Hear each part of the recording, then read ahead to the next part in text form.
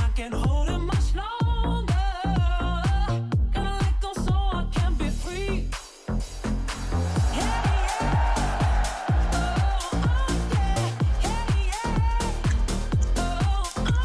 We're back. Kratz is back. Is that an apple? I want something healthy out of Pierzynski. You got an apple? You got something healthy? It's avocado.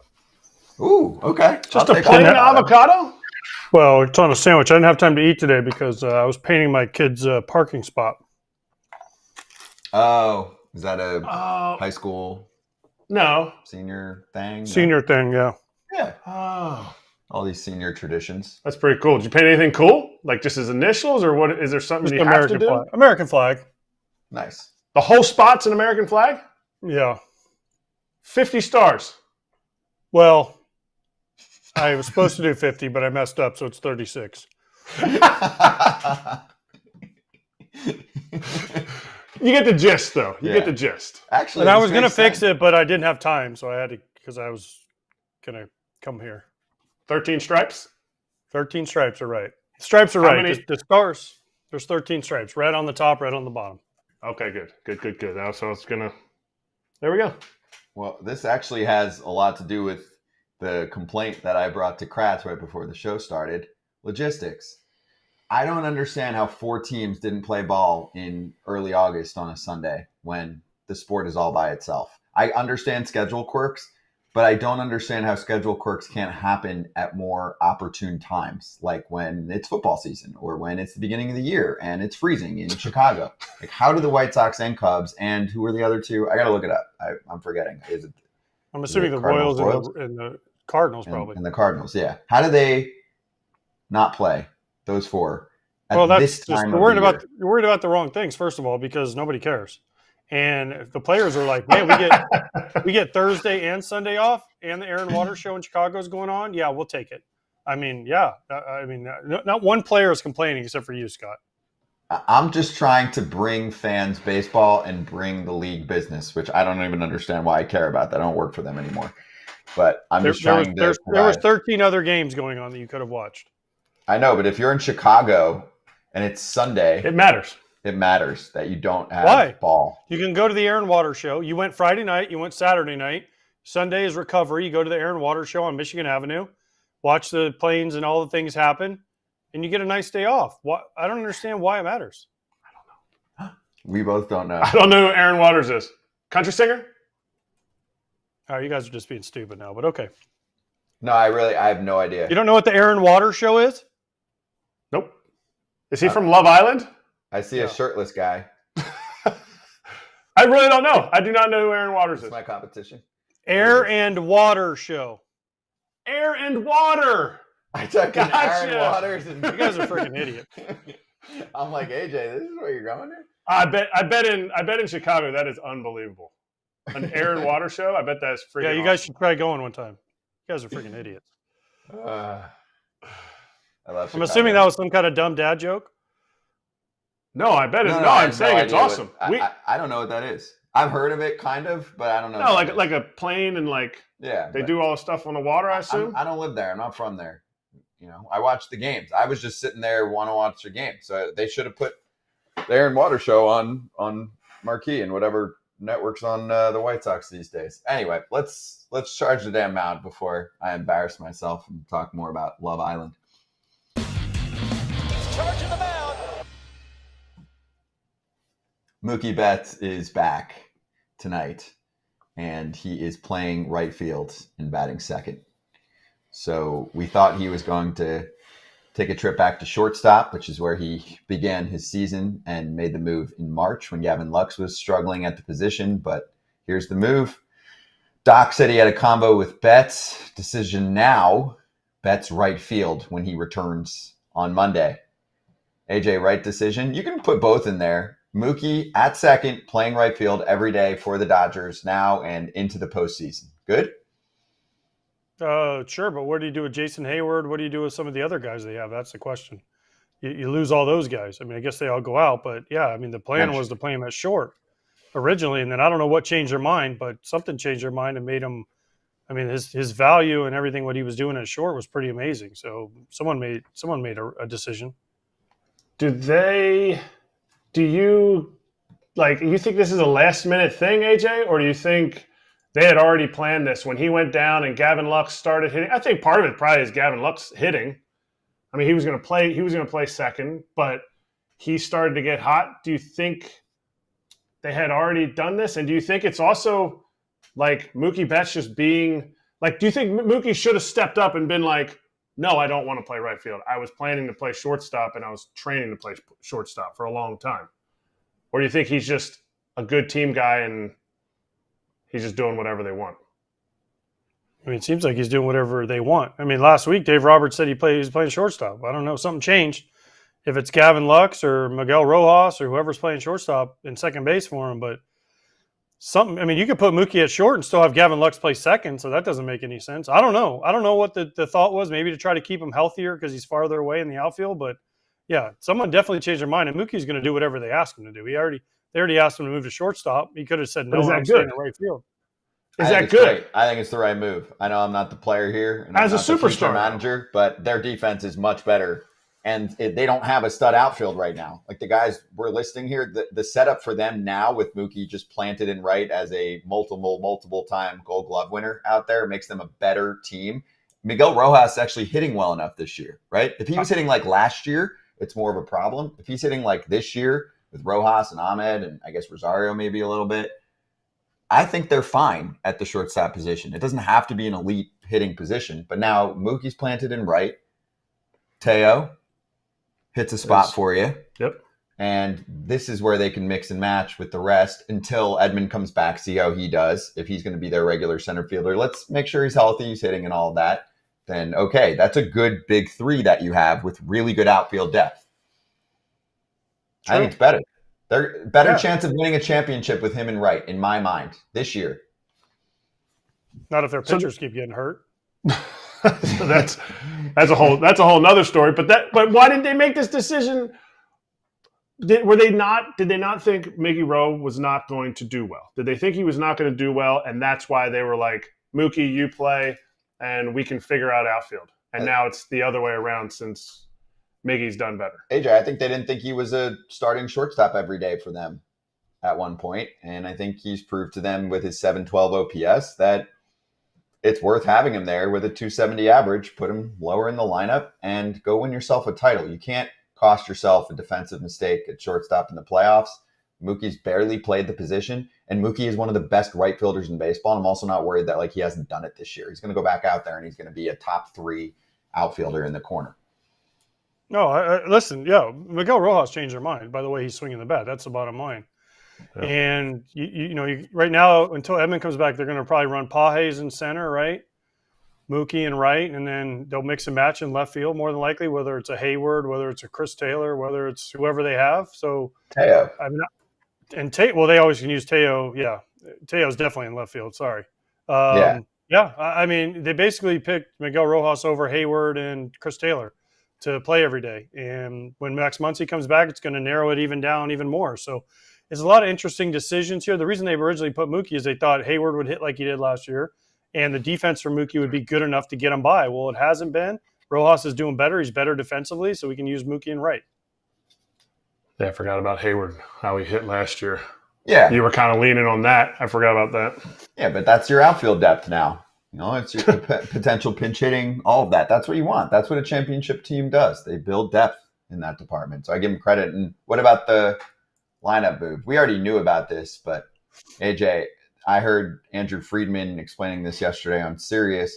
He said teams are going to have to pay a Mookie tax now because we split up the lefties, and that was important for them, and they think that's a big deal for the postseason. They felt like they were going to pick a pocket here and work against Ohtani and Freeman. And even though it's weird to have your best hitter and best power hitter at the top, it's not weird anymore, is it?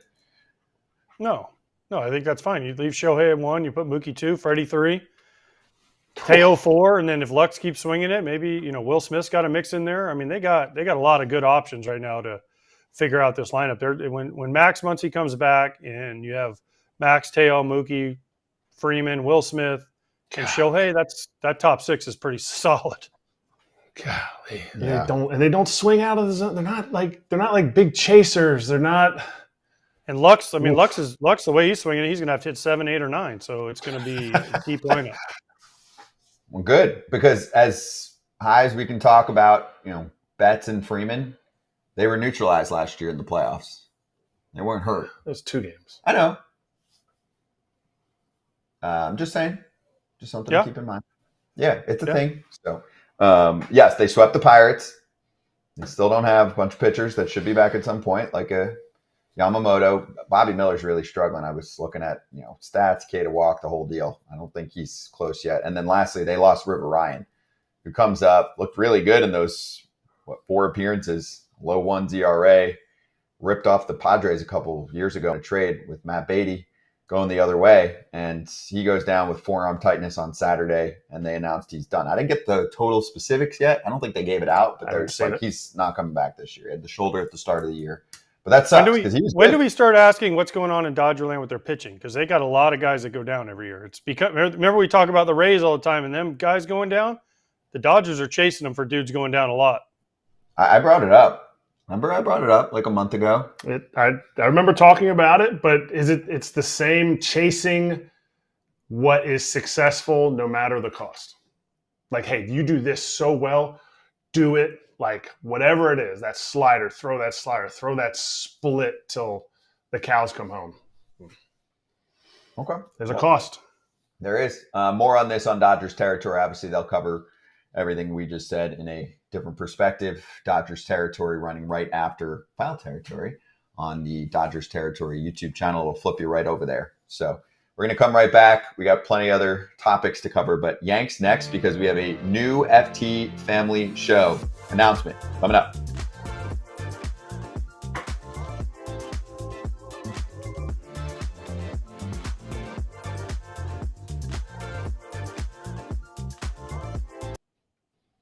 I don't think we'll have time for this later, so let's do this right now as we're in the break for the TV side. The Pirates got smacked this weekend. They played competitively, but they're done. No? This is it? What is it, 7 in a row? You can't do that in August like this. And I know it's one out of the last 10 they've won. I don't know if it's 7 in a row that's or not. even but worse. Yeah, you've lost 9 out of 10. They dropped below the Cubs. The Cubs are 3 games out. That's why I know, AJ was joking around, but I'm like, hey, crazier things have happened. The NL third wild card spot right now is Braves holding it, half game over the Mets, 1.5 better than the Cardinals and Giants, and then there's the Cubs. Yeah, the Pirates are 5 out. They're done. That's it. The Pirates are closer to the Nationals. I mean, they're done. No? Pirates had a rough go. Yeah. No, they had a rough go. And, they're just not feeling it right now. And it sucks. I wish, they made some small moves, but, I wish they would have done more, but they won't. We talked to Pirates writers. They just don't think. They're in last place again. The Pirates are in last place. They're 5 games out of the wild card. Remember, they were over 500 and they just hit a rut. And now, listen, there's 1, 2, 3, 4, 5. There's 5 teams ahead of them for that third wild card. They're just it's not going to happen. Yeah, this is on them. When I say them, I mean ownership, really. You can't support a team at this level. Like, I feel like we are being too nice with their trade deadline. Come on. You got 2 okay players to give you a little more depth.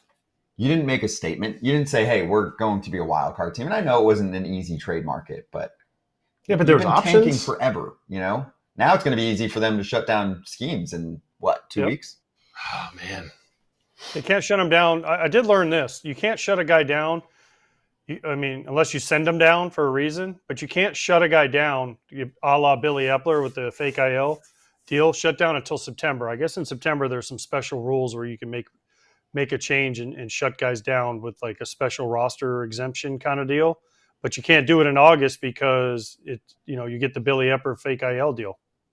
Okay. So, yeah, I didn't know that either. So they'll spread out a couple more starts, 2-3 more starts, and then September 1st, that will be the end. That'll hurt the Rookie of the Year race, which Ken Rosenthal talked about in Fair Territory. But anyway, we'll talk to Ken tomorrow. Be right back.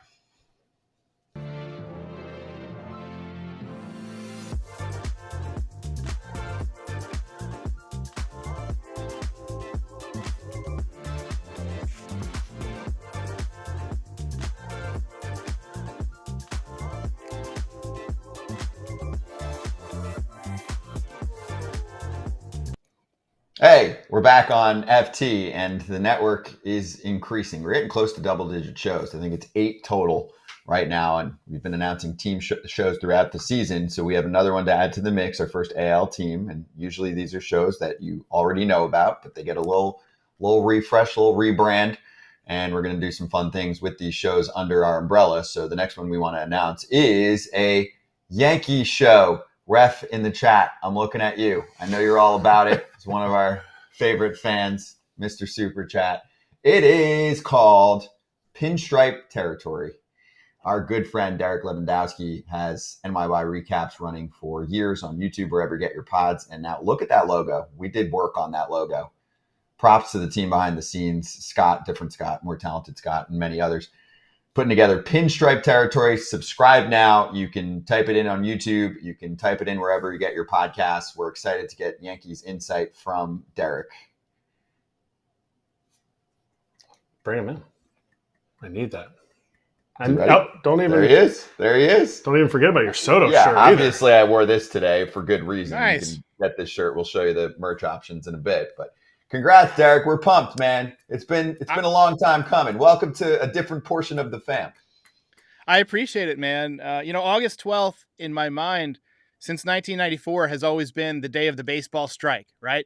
The Yankees were 70-43. They got robbed of a potential AL East title.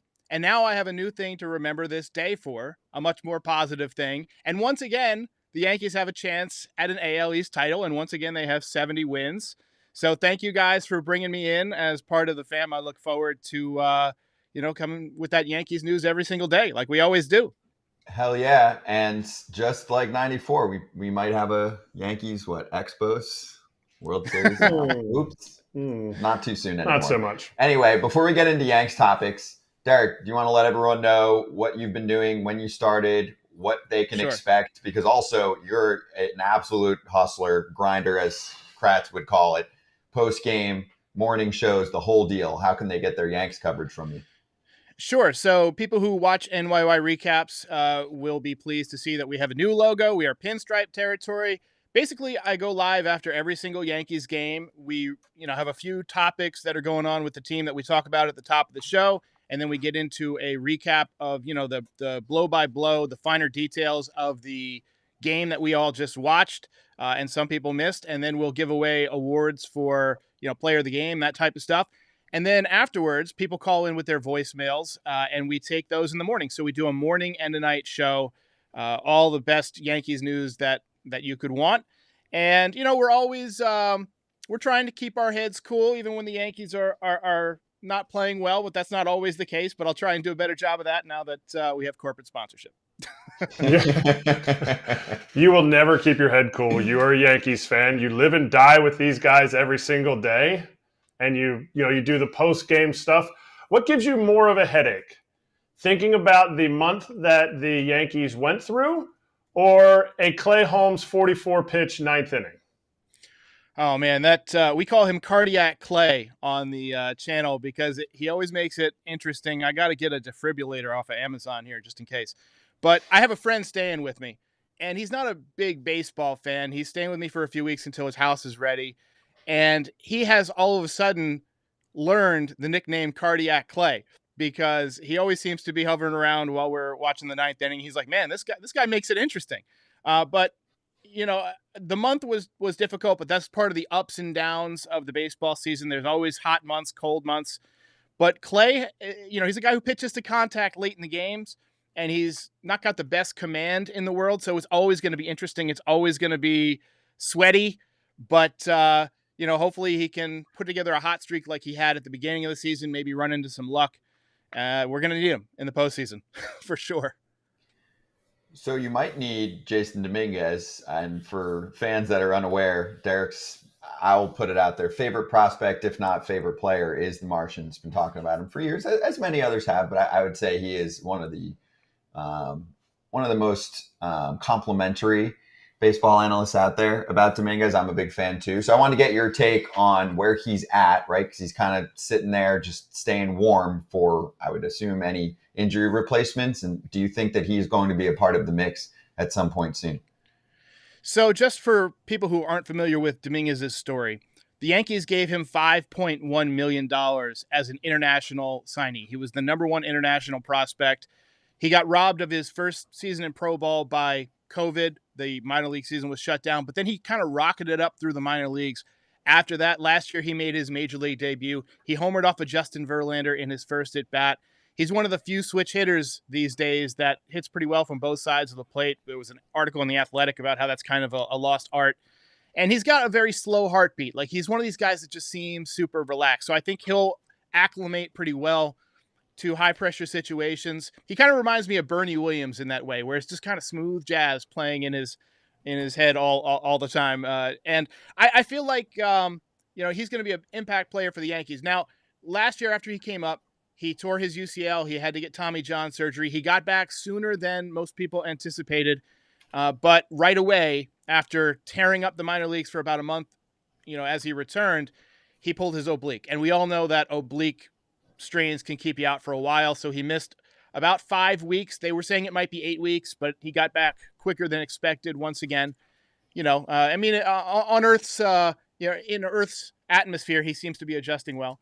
But I think that, once there's a lane for him to get to the major leagues, he's just going to take off. But right now he's kind of blocked by, Stanton at the DH spot. You got Verdugo in left field, and obviously Soto and Judge filling up a couple of outfield spots. So he's not quite got a spot to take over yet. But I think once he gets back to the major leagues, he's really going to take off. He doesn't have a spot to take over, so Verdugo's just killing it? Or is it one of those things that they want that depth? Well, Verdugo's not killing it. He's been swinging the bat better lately. If you look at his numbers over the whole season, they're not great. But he had about a 2-month period there where he was just awful. But lately he's been using the left side of the field, which when Verdugo does that, he's a much better hitter. He's hitting those booming doubles to left field that, go off the monster in Fenway. In Yankee Stadium, they're falling in the Death Valley area. But, he's been playing a lot better. And I think the Yankees are going to stick with him. If somebody gets hurt, if Stanton pulls up another hamstring or if, Verdugo gets hurt or whatever, I think you'll see the Martian. Otherwise, I think the plan is to bring him up in September. There was another article in The Athletic about how the Yankees might be trying to keep his at-bats under a certain level. I think once you get to about 138 at-bats, I believe it is, in your career, you're not rookie eligible anymore. And if he gets beyond that level this year, he won't be eligible to win the Rookie of the Year next year. Now, if he does win the Rookie of the Year next year, the Yankees would get an extra draft pick because of the new CBA rules. So I think they're trying to kind of play some games a little bit too and manage his at-bat totals. But I expect him to get some reps in September for sure. Derek, how excited were you about this weekend? I mean, Judge, Soto, Stanton. I mean, granted, they were playing a banged-up Rangers team, but they did bounce back and won 2 out of 3, and they hit a lot of homers, and that's what the Yankees need to do. Yeah, I mean, Stanton's coming around. He didn't do the minor league rehab assignment, and he hardly ever does. They have this machine, I forget what it's called. It's like Traject or something like that, where they have, basically they can simulate pitchers throwing their full arsenal.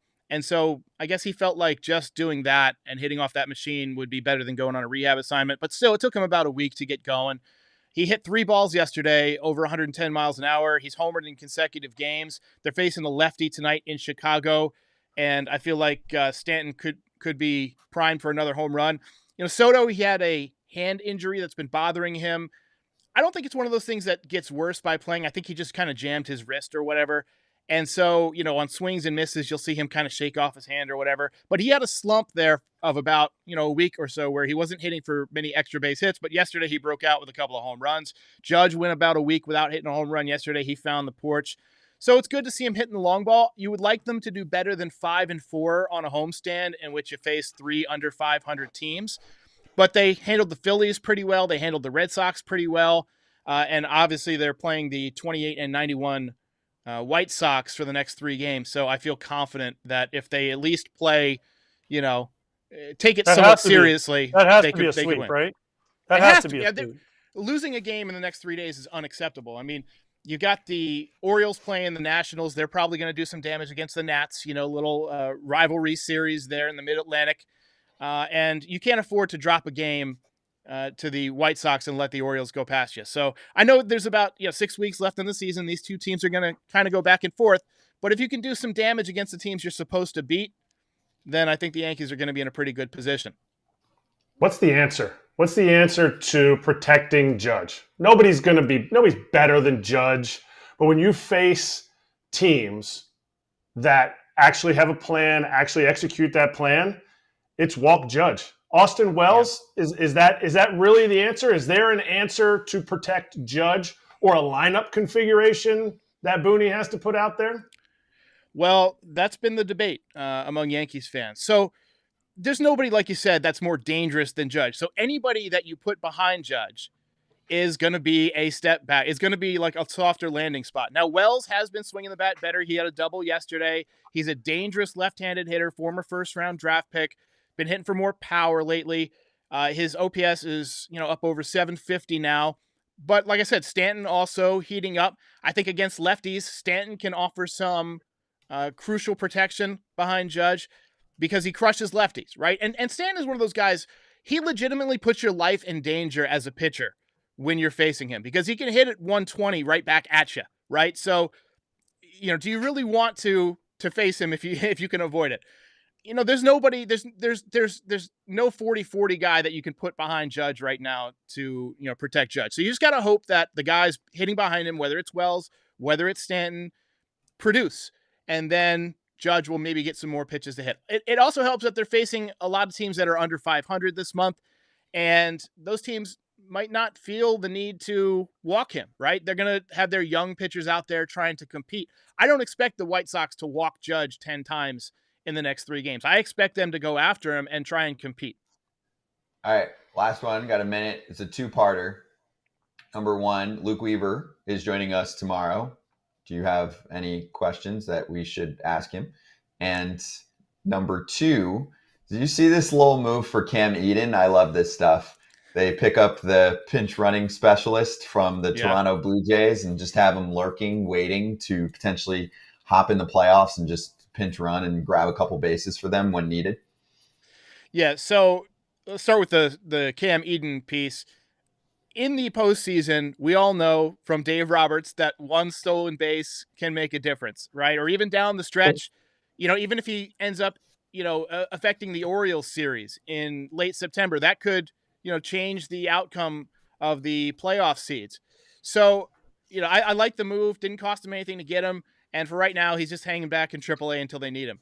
Now, as far as Luke Weaver, he's been impressive. This was a guy who kind of bounced around. He was a starter for a long time. Once the Yankees kind of transitioned him into a relief pitcher, he really added a little bit of extra velocity. So I'd love to know where that came from. He's been eating his Wheaties, been eating that spinach. He's bringing it. I mean, I don't remember a lot of 97s last year, but he's throwing 97 now. To me, he reminds me a little bit of Chad Green. He's got that same kind of high riding fastball when he throws it at the top of the zone. And I mean, he obviously has had, he had a tough day the other day, but mostly he's been very consistent for the Yankees. So I just love to know where that fastball came from. Yeah, it was a brilliant pickup for them. I mean, he has been worth every penny. So it's a good call. This is not the same Luke Weaver that we've seen in the past. So there you go. You get the high level and you get the nitty gritty. Derek, great to have you. Obviously, you're already with us behind the scenes every day, but great to have you part of the FT fam. Pinstripe territory. Welcome. Thanks, guys. Thank you. Ooh, that looks good. You see that? I like the logo. Fresh. If you're listening to the pod right now, make sure you check out this little breakout clip that we'll show on YouTube. It is Pinstripe territory. Get it wherever you get your pods or your shows. We'll be right back to go over the rest of the big stuff from the weekend.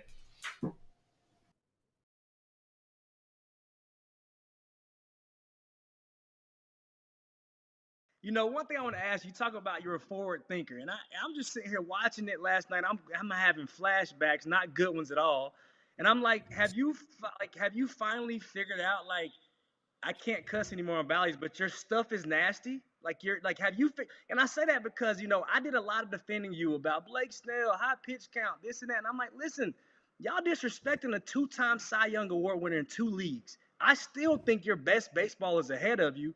But the last 4 starts, bro, I've seen you, like, attack with the fastball, attack in the zone more than I've ever seen you do. And I'm going forward thinking, have you finally realized, like, dog, I'm nasty. Like, I can just go right at guys, and I can get quicker outs because that's what I've seen the last 4 or 5 starts, and it's been nasty to see. Yeah, well, appreciate that. That means a lot. I would say, uh, I've been way more aggressive in just getting strike one, strike two with whatever pitch. Um, but yeah, I think I was so focused on like being so perfect, and I was like, I know I can spot corners, and I was trying to do that so much and so frequently that it was only getting me in bad counts, and it was favoring hitters, and I was always having to battle my way back. That this year I just said like I need to get ahead, stay ahead, and just put batters away as quickly as possible.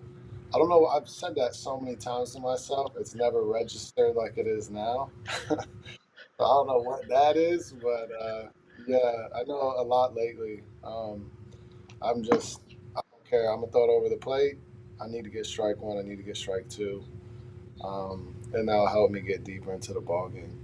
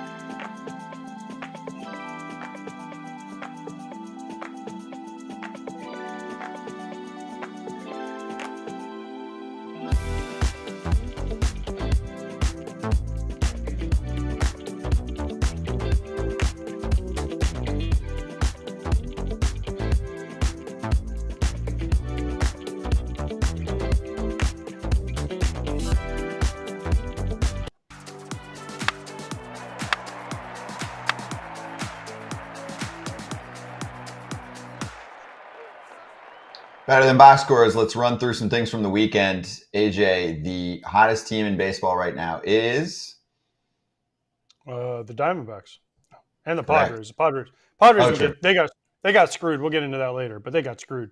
Mhm. The Diamondbacks, but they're only 3.5 out. They're in a wild card spot right now. They're trying to chase down the Dodgers. They are playing well. They got Eduardo Rodriguez back. They're the number one wild card right now. I mean, listen, they're not a team you want to play. They took 3 out of 4 from the Phillies, and they looked really good. They swung the bats this weekend too, and they faced the dudes for the Phillies. They didn't face they faced the dudes for the Phillies. I mean, they faced Sanchez, they faced Nola, they faced Wheeler, they faced all those guys. I mean, they beat Hoffman, right? They beat Nola, they beat Sanchez. So they're in a good spot right now. They can get Corbin Carroll, keep Corbin Carroll going, and their pitchers stay healthy. This is a team that can make another run. I'm not saying they'll catch the Dodgers, but they can make another run. Mm-hmm. I mean, the starting staff, who has a better starting pitching staff right now? Nobody has a better lineup. I mean, nobody's going to compare Dodgers lineup to the Diamondbacks, but the Diamondbacks starting pitching rotation is better than the Dodgers. Because Right Dodgers now, are in yeah. shambles. And they're not scared of the Dodgers at all. I know the Padres won the season series, I believe, against the Dodgers. I don't know what the season series is with the Diamondbacks, but they're not scared of them. And Ketel Marte is hot. Josh Bell is always a Phillies killer. So that pickup alone, like when you talk about like the Pirates not making any moves, I'm not saying I know what the move was that they should have made, but even like a little move like Josh Bell picking him up for this series, he crushes the Phillies. Yeah. He always has crushed the Phillies. And he came in there and just a new swing every single day, and he's just murdered them. And they like that opposite field home run that Corbin Carroll hit off of Alvarado yesterday. That's scary. That's what he did a lot last year. He was able to do that. He was able to go line to line, dingers and his base running's elite. He did that off the bench yesterday. He came into the game late, Crazy. Right? Gurriel left, and then it's like, oh, we have Corbin Carroll on our bench. Ever heard of him? Yeah, he looks different the last few weeks. Yeah. Right before the All-Star break, you saw a change, and they went over it. I was listening to the broadcast. They were going over just some slight tweaks because you kept watching him like, is he hurt? And they were like, no, he's not hurt. There's no shoulder problem like you had from last year. So that's some good depth. And the Bell addition's been great. I mean, I don't know now, but I know his first 7 games, he had 4 homers. Jack Peterson's been really clutch for them. Merrill Kelly comes back yesterday and looked like Merrill Kelly. I mean, on a bit of a count, but what did he give him? Five and change. And 2 he got runs. in trouble early. Like, it Yep. looked like it was going to be like, oh, great. Sucks. You're going to split the series. They came out and they dominated him. But I think it's Ketel Marte. Ketel Marte's putting himself in MVP votes. He's not going to win it, I don't think, but No, he's going to win it. Huh? We said last week, AJ and myself, and he's still. I have him number 1 in my power rankings right now. You think so? I know his ankle got a little beat up this weekend, but I think he's okay. If he keeps going the way he's going, he's got a chance to win it because That's what I mean. Do you think it's recency biased? Not for No, me. I think it's the whole season. You throw it in and you count the defense. That's where Shohei's going to miss. Okay. He's so play defense. valuable on D for them, and he can bounce around. I mean, okay. Yeah, I've got him. I mean, it's close, but I'm giving him the edge for me right now, and I think AJ's the same. No, right now, yes. By the way, the Padres have won the season series. They're 7-3 against the Dodgers. Diamondbacks are 5-4 against the Dodgers. So, and the Diamondbacks bounced the Padres last time they played in the playoffs, and the Dodgers, and the Padres bounced the Dodgers last time they played in the playoffs. So, both these teams know they can do it. Yeah, they're surging. I don't know if they announced. I don't think they announced this yet, but I heard Lovello say they weren't going to go to a 6-man, and now with Kelly back. Montgomery has been the worst of the bunch because he's struggled, but obviously, I mean, what are you going to do? You're going to take him out? I wouldn't. And then the likely candidate's Ryan Nelson, but he's been so good for them. So it's a great problem. He said he'll keep whoever they bounce, stretched out. So you don't have a lot of teams in that spot right now where you're like, yeah, they're all good except for this guy, but he's got the track record. There's some teams that are just like looking for scraps at this point. And also shout out Jake McCarthy had a monster weekend too. Don't talk about him often, and he's more known for the speed and the glove. And man, he had some pop this weekend. Look at his numbers left on left. It's ridiculous. He's like up there with Jordan left on left, who's routinely the best in baseball as far as left on left goes. Yeah, I've been high on this team all year, and right now they are playing it. They are flying high. Okay, they're over again. Another easy one this year. We said it last year. Total. Diamondbacks over. I think they were at 79 or something for the year or something crazy again, low number. I was like, another easy win for the over. Yep. Yeah, I think you need to pay attention, to GMs and team philosophy and know that if Arizona's even in somewhat of a range, they're going to make moves. Like they get Bell, they get Puck. Where if you're, a fan of what the Twins are doing, like, they're generally not going to do much at the deadline. That should factor into over-unders if you're looking there. Same thing with bad teams. Like if you think a team's going to tank, like the FanGraphs projections aren't going there. They can't put that in there. Anyway, let's get to same division Giants, who are playing, for the most part, really good ball right now and have vaulted themselves back into the picture, and they've got the pitching to keep up for the next couple months. Camilo Davao optioned to AAA. He's got a 6.43 ERA in 7 appearances since the All-Star break. We can show a couple takes, too, that we gathered from socials. Cyrus, friend of the show, writes for The Athletic, said, my take on Duvall in that league, they've adjusted to him by swinging less, and yet he has been throwing fewer pitches in the zone, needs to be aggressive in the zone. That's the work. Matthew Pouliot, who writes for NBC, said, team record in games in which they've pitched this season, the Giants are 41-5 in games that Duvall has pitched. So he's like, yeah, you got to pull him from the closer role, but it hasn't really hurt the team. I mean, that doesn't necessarily mean that you don't option the player if you think that he's kind of falling apart and needs to either get himself back together mechanically or figure out a better pitch mix, whatever it is, right? He's not throwing enough strikes. It's not doing a ton of damage to San Francisco. It's not like you're looking at him being like, see, this is why they're not a playoff team right now. I could really care less what a closer's ERA is. I'll be flat out honest with you. And I know ERA is widely debated. It should be eliminated by some people. And ERA is like one of the last things because look at, like, has he blown up? He's clearly not lost the games for him. Maybe he's lost blown saves. Maybe there's other things under there. But if your team is 41-5 when the guy that is routinely your closer, that means he's getting the job done. And he's doing it. Hector Neris was a closer. Now, Hector had much better numbers, but he threw the least amount of all closers. I forget with how many innings it was. He threw the least amount of pitches in the strike zone. now. It's that splitter that's starting in the zone. But he would just continually throw it. Nope, that guy didn't swing at it. It's okay. The next guy will swing at it, and he'd get out of trouble. So I don't watch enough Giants baseball to say he should have gotten sent down. To me, my question would be, was it just easy because he had an option to send him down? Or was it necessitated by we have so many other great options? Well, AJ, if he doesn't have an option, then you have to keep him up there. Right. Otherwise, you have to expose him to the rest of the league, which they weren't going to do. Yeah, I mean, just take him out of the closer's role and let him pitch. I don't know. I mean, sending him down, although I did, what was it? One of their announcers, didn't Kruko or Kuiper say they need to send him down, and then all of a sudden, bam, they do it? It's almost like they knew something, right? Like, because you wouldn't go out and say, man, this guy has been an all-star closer. He throws 100. He has one of the coolest entrances in baseball. And then, oh, yeah, well, I think we should send him down because he struggles in a couple games.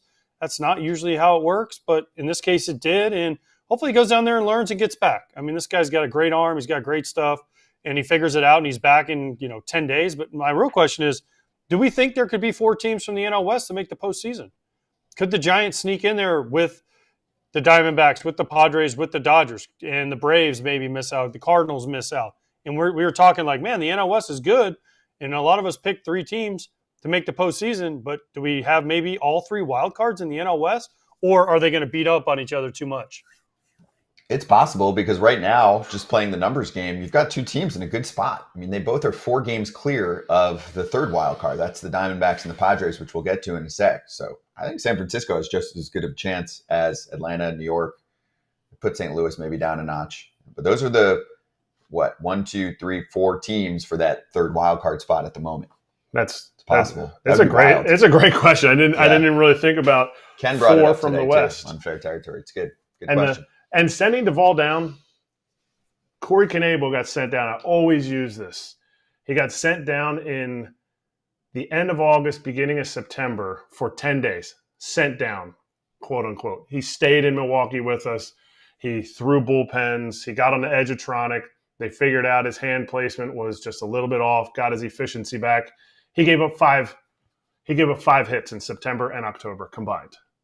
And so if that's what they're doing for Davao, then I think it's a great thing that they could option him down. But if they're like, hey, you just got to do well down there, that's not helpful for the team at all. Like figuring out what is going to help him to throw strikes in the zone, if that's what they think he needs to throw more balls in the zone, then, hopefully that's the game plan and it's set out and he can be back up to help the team.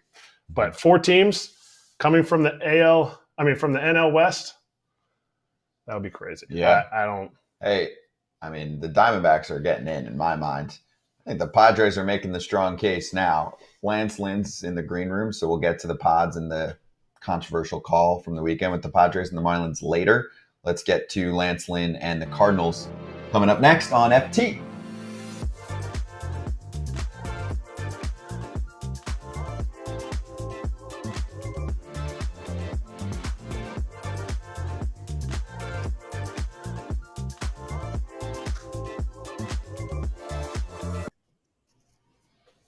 All right, here we are. We're back for now. Go through some questions here. Oof, I don't even know if I want to go down this road. Dagger Dog. Hey guys, curious, could players or clubs use the different stem cell therapies before injuries to strengthen pre-injury and PEDs for a short time after injury surgery? What? I don't know. I know. I kind of know what you're asking, but I don't know enough to even pretend like I have a real opinion or thought on this. Do either of you? Like Stem cell? I never got a shot or any of that stuff, so I don't know anything, about it. Never had one, never had a cortisone, nothing. So I don't know anything about any of this stuff. We're the wrong group. Yeah. Sorry, dog. I had one cortisone so I could play in the Olympic qualifiers. It was in my AC joint. My AC joint was on fire. Like I could barely even put my seatbelt on. Got the shot. I walked out. No pain ever again. Like it was the greatest shot I ever had in my life. Why don't we just have those? And then just you can only get like low.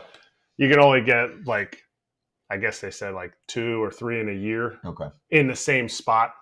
because it's like deterioration of some kind. I don't know. We have gotten requests in the past to bring someone on that can talk specifically about injuries and like modern medicine per se in baseball. So we can work on that. I mean, we've had doctors on. Dr. Keith Meister was awesome when we had him on, but that was more arm care related. We can bring someone on that's more universal on these topics. I do know quickly that there have been guys that have gone over to like Europe and gotten injections in their knees and joints that like take this injection, and it like helps prolong the effects of wear and tear, like meniscus deteriorating, all that stuff. So guys have done stuff like that, but PRP is like they hope it works. Mm-hmm.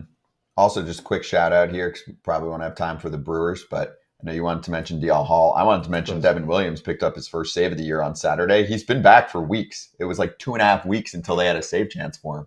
That's a big addition. So is DL, though. DL's a big swing and miss guy if you have him in the zone. For no starting pitching, and he left the game. I mean, he got the loss yesterday, but 9 punchies. He almost got to 100 pitches in his first game back. Like, to me, that's huge. They need pitching. They were deciding up until about a week or so ago if they were going to have him as a starter or reliever. So might as well give him a shot. Throw out 9 punches. It's big. Yeah. Lance Lynn coming up.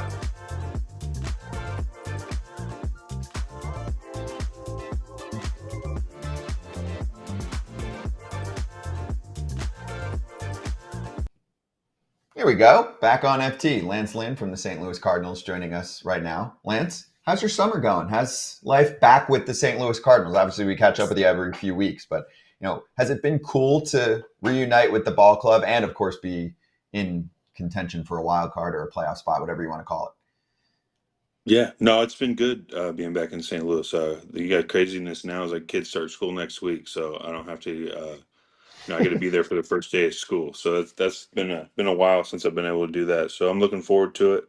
We got a little chance to make a push here for a wild card spot, maybe even make a run, see what we can do, get back in, win the division. So it's been a fun summer. Hopefully we can keep it going. So wait, you're going to make it for the first day of school. Are you packing lunches? Are you what's that look like? Are you going in the pink Bronco, or you don't know yet? I'm sure that the two girls will want to go on the pink Bronco first day. We got shapes to make lunches with. You get your star sandwich shape, stuff like that. So we got all kinds of stuff going on this week, getting ready to go. What's your go-to sandwich? For me, I'm probably a turkey turkey club person. That's if I'm going to go to What do the girls want? Jimmy John's. Girls get whatever I make them. Really? You're smiling like that's the case. No chance. You got a pink Bronco. Yeah. You got a pink Bronco that they wrapped. I heard they said the same thing. They go, "We'll eat whatever we tell you we want you to make for us." Yeah, I can't even get them to eat like peanut butter and jellies, these kids. So we're working on figuring out what their favorite sandwich is because they're not ones to just go in there and eat deli meat. What are kids eating these days? Like, is there like is everything still the same from 30 years ago? I don't know. I have 2 teenage boys. They eat. Like, is there any food that the kids are eating now that?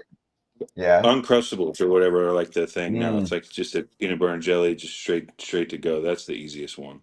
We used to get those on the plane. Lazy PB&J. We used to get those on the plane all the time. Marcus Hanel, the Brewers bullpen catcher, would slap 4 of those things without even before anything. Then he'd get his Chick-fil-A. Then he'd get the meal. Mm-hmm. Anyway. All right, I'll try and do with the PB&J. Yeah, exactly. And that's the easy way to do it. It's on the go. It's wrapped up. All right, I'll try to do a little baseball here. So we haven't had you on since the trade deadline. What's it like to have Eric Fetty added to the mix in the rotation here? No, you're looking at our additions were all things that we needed. Fetty was also a good get at the time. We knew I was dealing with a little banged up knee, so I think it was pushing that across was something Mo was really into. Then we added Armstrong and we added Pham. So we hit up some holes that we created by injuries and stuff like that, and hopefully now we can kind of get guys back healthy here and make a push down the end. When are you pitching? Forget those other guys. Are you done for the year or what? Let's go. I don't think so. So I got a bullpen today. So we're getting back on the mound intensity wise, seeing where we're at. And then hopefully that leads to a better idea when I can be back, hopefully within the next time or two through the rotation. I can't come off till Friday. So I got a few more days here that I have to wait it out for sure. I mean, come on now, let's go. I mean, you're getting soft in your old age. I don't understand. I know the 15-day IL, man. You got to wait it out all 15 days at least. They said. How often are you throwing during this? Because it's not an arm injury, but obviously they, for everybody who doesn't know, they usually say, well, if your leg is hurting, then it'll affect your arm. How much are you throwing, and how much does that affect your ramp up then? I think, the main thing is the first 5 to 7 days was no throw, anything like that. So trying to make sure you do all your arm care stuff. So when you do jump back into throwing, you're ready to rock. The last week I've been throwing. I did a little mound catch over the weekend. Everything felt solid. So now it's on to bullpen. So like you said, the main thing is you won't want something else to take the force of trying to ramp up the arm, and who knows what else will go, especially at my age, as AJ likes to say and tell everybody how old I am. So you start putting pressure on other things that aren't used to it, you get yourself in trouble. All right, I got a question about Tommy Pham. First off, did you play with him the last go around with St. Louis? You had him back in the day, right? Oh yeah, I had Tommy Pham in low A in 2008. So that's how far we go back. Nice. So were you excited to see him back in the fold? And we had him on, maybe days after he was dealt back, or no, it was days before. Right? Right before he was traded. I feel like he's one of those guys that's like, I'm a misconception. I am misunderstood. And when I'm with teams, I mean, he's not going to say it exactly this way, but they love me, my work ethic, the whole deal. And I don't know what it is, but, if you talk to former teammates of mine, you're going to hear good things. So what's your take on all of that? Tommy is all those things, man. Tommy shows up every day with the one intent, and that is winning. And if you're not on board with that, he will let you know. So I've always respected him from the time I got to know him in the minor leagues all the way up to the big leagues. He worked his butt off to become the player he is, and to have the career he's had. And he's not going to take any. He's going to be brutally honest with you when you ask him a question, and he's going to be unapologetic about how hard he's going to work and his desire to win. And that's, a fun teammate to have around for sure. Who's more edgy or unapologetic? Low A Tommy Pham or today Tommy Pham?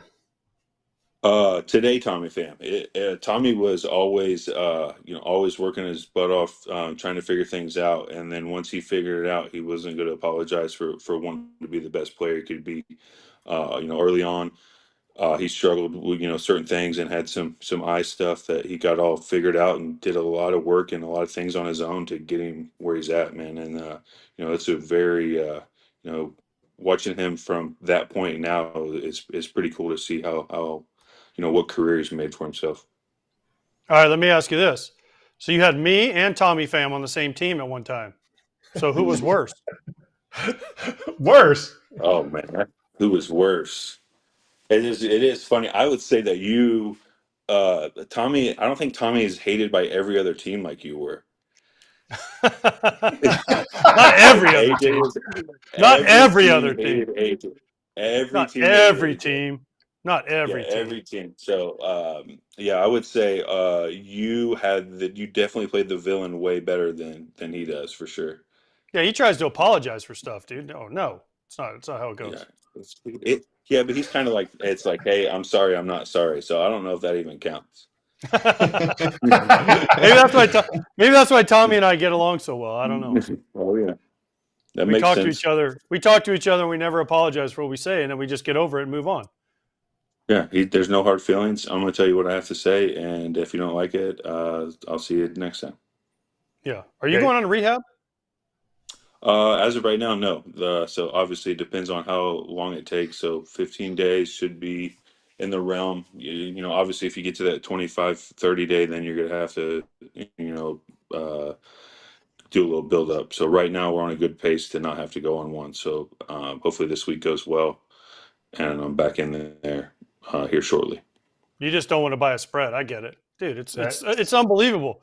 Like you just That's don't want to it. go down to the boys in Memphis or Springfield or wherever your guys Nah, able, down to Get Jupiter. in those it's You're okay. like, pockets. man, I got to buy a spread. It's going to cost me. Diamond's not allowing I'm you to not go worried on a about that. rehab.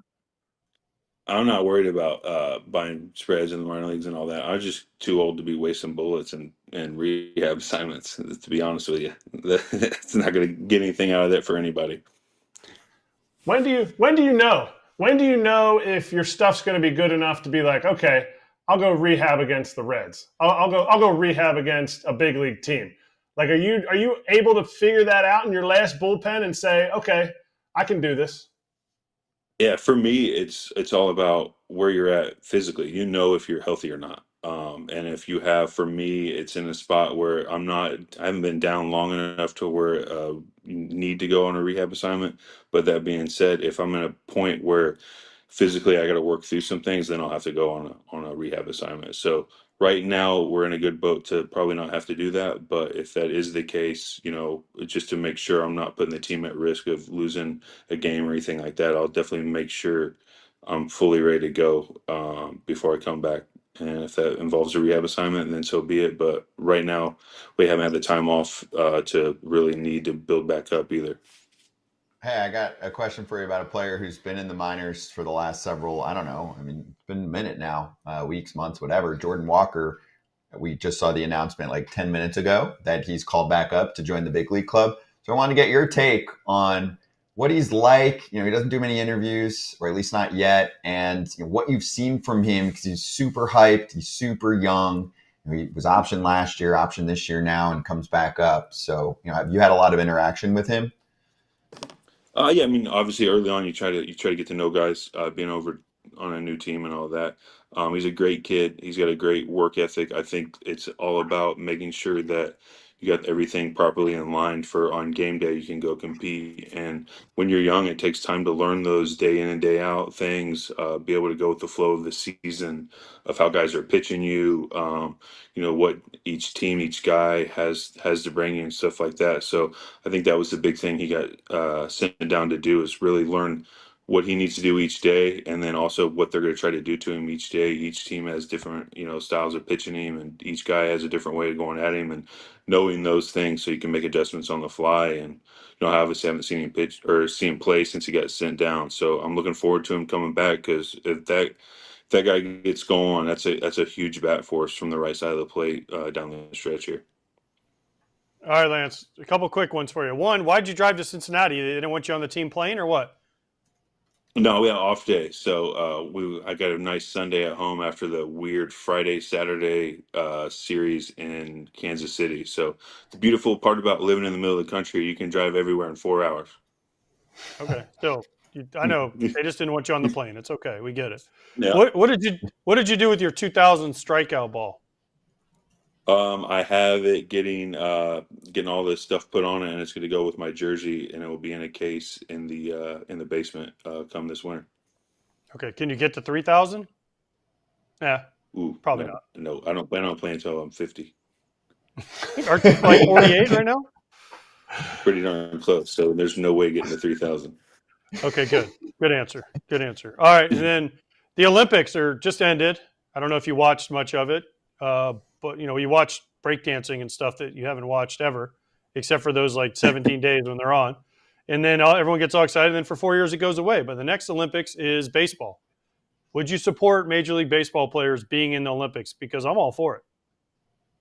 No, absolutely. I think it'd be cool to see if there's a way to do it. Obviously, it's it'd be in the middle of the season. I don't know how it would break down of how long you could take off to get it done, but that would be cool. I mean, definitely be awesome to see, every team having their main guys in the Olympics for sure.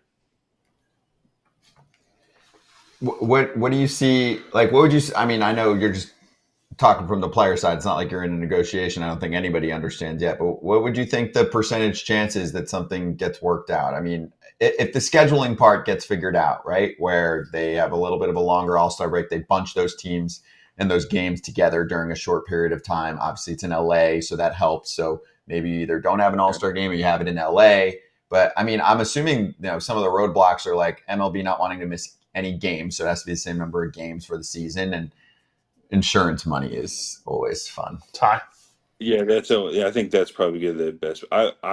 If you ask me if the owners are going to be on board with this, I'd say it's very slim to have it happen. But it would definitely be cool. I mean, you're looking at it's the Olympics, man. If they could figure out how to just shorten the season by 10 games, that year, and then next thing you know, it's like, hey, we're making a move just to make sure the Olympics, and how's it not growing baseball for them even more for having their best players in the Olympics? That's my opinion, but who knows what will come of it.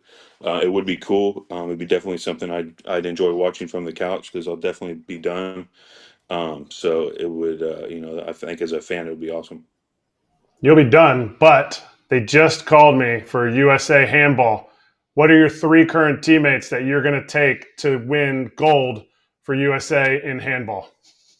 In handball, you got to go T-Fam right off the get-go, just because it doesn't matter what it is, he's trying to win. I'd probably bring Mason Wynn also, and then who would be, because I'm definitely probably not playing, so I'm just going to be watching from the side. So, who's going to be my last guy here? I'm going to go with. Oh, man, that's a tough one. There's a couple good ones there. As of right now, I'm going to go with. I'll go with Victor Scott. Those are my 3. Oh, Victor Scott for speed. Yeah. Yeah. You should have taken Jordan Walker and let him be goalie. Jordan Walker, let him just stand in goal and be like, no one's getting it past. He just goes Mechanic everywhere. still. That's a good one. I mean, that might be my spot, though. Just stand there and get in the way. Just wide, creating the angle. That's a good idea. I like that. Yeah, if you give me 4 years, I can get wider, too, for the Olympics. So it wouldn't be a problem. So, AJ, not pitch until he's 50. Maybe handball at 50. Maybe. Hey, we'll see. Whatever it takes. Yeah. Yep. I can't really see. Anything The for problem the is Lance country. would have to run up. I guess he would have to be goalie because he couldn't run up and down the court. Right? So Well, I could. It just wouldn't be very fast. Yeah. It's timed. Like, it's fine. It's not a race. It's not suicides. Right. I like it. Well, Lance, awesome catching up with you as always. Get back out there soon. And we appreciate the time as always, dude. Good to talk to you. Appreciate it, Fizz. Thanks for having me. Thank you. Lance Lynn from St. Louis Cardinals with us on FT, swinging right back.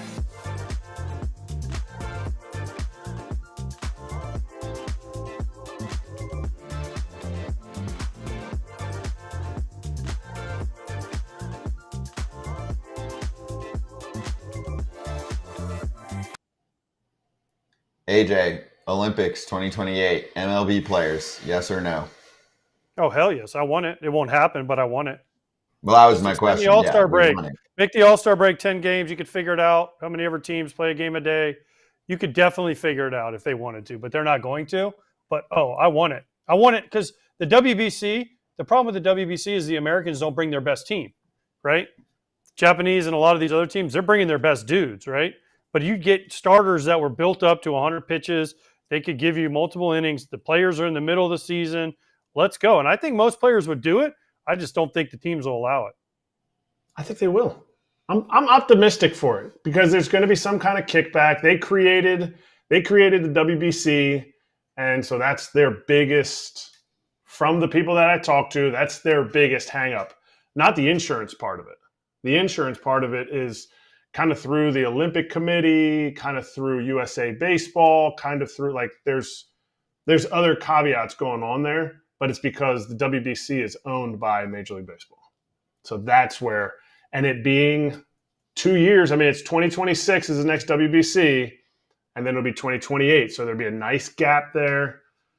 I think there's a lane. And I'm hoping it happens. Yeah, I mean, I think the sport is smart enough to understand that it makes sense. You grab attention. The same sport that didn't have 4 teams playing on a Sunday in August? Correct. Okay. Gonna eat my words on that one. Maybe there was a Same little bit team, of same sarcasm. sport that on 4th of July has like one night game. That, There's no other games happening. same sport that's planning their largest series of the year around another sport's schedule. The same sport. Oh, well, competing with the NFL is challenging. Well, then you're not Well, how competing. many Then you're NFL not games competing were on if you're Sunday, if you're though? quitting. If you're quitting, Yeah, but how many NFL games were this past Sunday? oh, that's a completely different. That's a separate I'm saying argument. None, no? Or did they have preseason games? I don't know. They had preseason, but I don't know when they were. Point is, Preseasons were Saturday. There was some Saturday There you go. preseasons. I know that. this was the time. But anyway, I'm torn. I'm going to say yes. They're They're gonna get it done. Yeah. I think they figured it out. I think it's too important to miss, and it would be Team Poland. Team Poland, managed by AJ Pierzynski, and they'll have more wins than the. No, I don't want to say it. Yeah, don't say it. You know what I was going to say. It's not. No, you Just you cut me can't bring off, them cut up. me Yep. off.